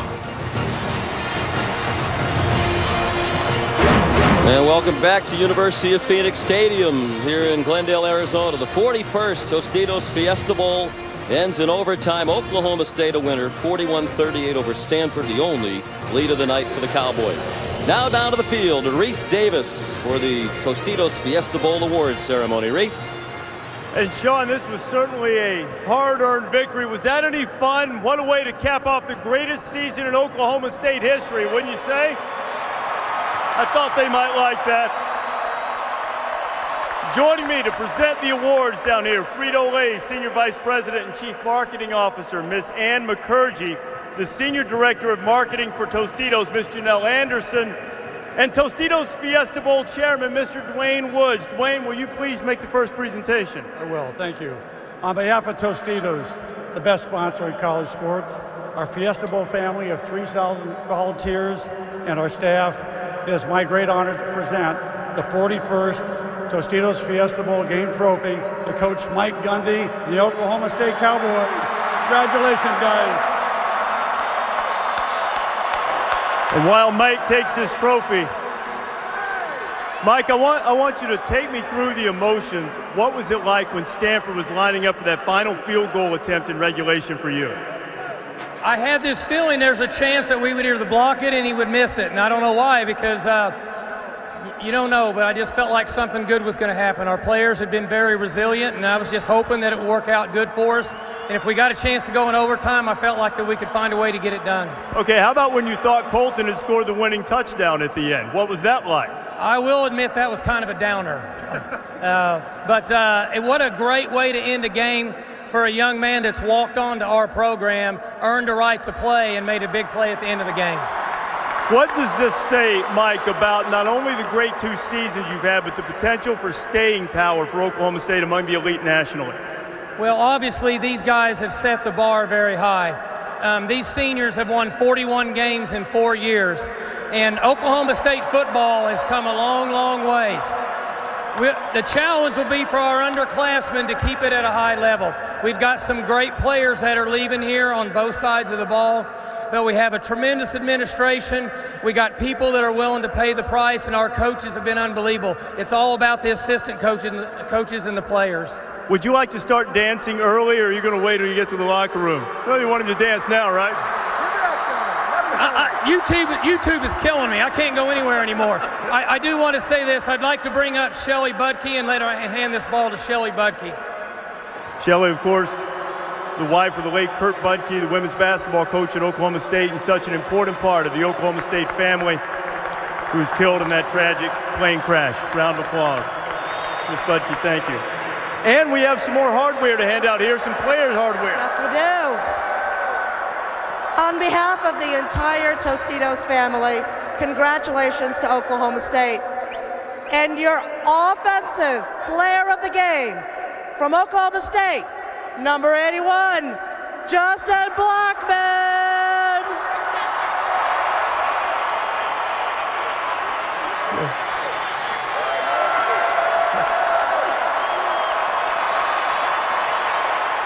Justin, I know that this is a great way to end your Oklahoma State career. Take me a little bit of a slow start. Take me through what it was like, those first couple of big plays you busted in the first half. Coaches made great calls, and Brandon was putting the ball on the spot. So I was just happy that I got the chance to make the play. O-line did great all game, and glad I get to celebrate this with my teammates and coaches. And you also get to celebrate it with a very special friend in Olivia, too, a young lady who's battled a lot of adversity, and you've been able to celebrate and share a lot of your career with her. Right. I'm just glad that I could be on a stage where I can make a difference in someone's life, and I'm glad that I got to meet her and have a good time, and hopefully we can keep this going. 8 catches, over 180 yards, 3 touchdowns. What a way to finish. Justin, congratulations. Thank you. Justin Blackman, 2-time Biletnikoff Award winner as the nation's top receiver, finishing in style and clutch defensive plays too at times. You got it. And who is it? Number 4 from Oklahoma State, Justin Gilbert. Justin, not only on defense, but you had some great plays on special teams in the return game too. What was it like out there tonight facing this power-based Stanford offense? It's tough going against those bigger guys with something we're not used to. So I get a lot of credit on special teams to the guys up front blocking for me to create lanes for me to run through. So it's fun. It's all about having fun out there with these guys. When you got into overtime, they got the ball first. What was the mindset of the defense at that moment? Coming out there, you'd had trouble stopping them all night, 25 yards away from a score. What was that like? It was nerve-wracking. We knew we could get a stop. We just been playing kind of slow on defense all night. We had leaders on defense, senior leaders that got in our heads a little bit, amped us up a little bit. What statement did you guys make about where you belong in the final poll, at least in the Associated Press? I think we pretty much proved it tonight by what we came out on top. Justin, congratulations. Great performance. Clutch performance by the Oklahoma State defense as well. The Cowboys beat Stanford. They win it 41-38, the greatest season in Oklahoma State history, and a great way to finish here in the Tostitos Fiesta Bowl for sure. Dwayne? Sure. Well, congratulations. You played your hearts out tonight against a very worthy opponent in a tremendous game. But before I leave, I want to turn to Ann and Janelle and the entire Tostitos team and thank you for all you do for college sports and to help make our bowl a great one. And for those who joined us tonight, thank you. Drive safely and have a very happy New Year. I think they'll all go home happy after the great show put on tonight by both Oklahoma State and Stanford. Guys, congratulations. Sean, a great way to finish here in Glendale. Indeed it was. Touching ceremony with the handoff of the trophy to Mrs. Budke. And I think Ann has a career as the next Michael Buffer. She wants a little sidelight from her career at Tostitos. The Oklahoma State Cowboys, 12-1, 12 wins for the first time in a season ever. And they were a winner in their first BCS Bowl game. We'll be back with more of the Ford BCS postgame show right after these messages. This postgame report is brought to you by the Ford F-150. Available with the efficiency and power of EcoBoost.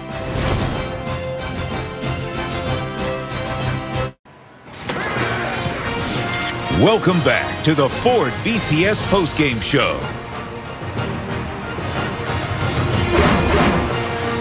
Oklahoma State a winner in overtime, 41-38 over the Stanford Cardinal. Mike Gundy during the trophy presentation talked about how a lot of people have paid the price, and it was an interesting choice of words because obviously this rise in the Oklahoma State football program coincides with an amazing amount of money, hundreds of millions of dollars pumped into Oklahoma State University by T. Boone Pickens, their top booster. hundreds of millions of dollars into the football program in particular. And when you have better facilities, you have better budgets, you're going to be a better football program by and large. So that's a big part of their success too. The question tonight now is, with the prospect perhaps of a split national championship, do you think that Oklahoma State did enough to make that a possibility? I would say the answer to that is no. I thought you had two teams that were pretty evenly matched, and both teams had one loss coming into it. And I thought that whoever was going to win this thing, if they had a chance for the next level to be able to split that vote, they were going to have to absolutely dominate. And that did not happen here tonight. Not that there wasn't good football played here, because there was. But it was not a dominating performance team-wise on either side of the ball. And obviously, if LSU wins the BCS national championship game, it's a moot point. If Alabama wins, perhaps it's an issue, but probably not. Because as you said, neither team really dominated the other at any point here tonight. But what a game it was. And Oklahoma State emerges victorious in their first ever BCS bowl game. 41-38 in overtime over Stanford. Thanks for watching the Ford BCS postgame show. Coming up next at Sports Center, we'll have more from here in Glendale, and they'll have coverage of the rest of today's bowl games. Our postgame coverage also continues on ESPNU. For Matt Millen, Heather Cox, Reese Davis, Jesse Palmer, our great crew, Sean McDonough saying so long from Glendale, Arizona. This has been a presentation of ESPN, the worldwide leader in sports. Here's Sports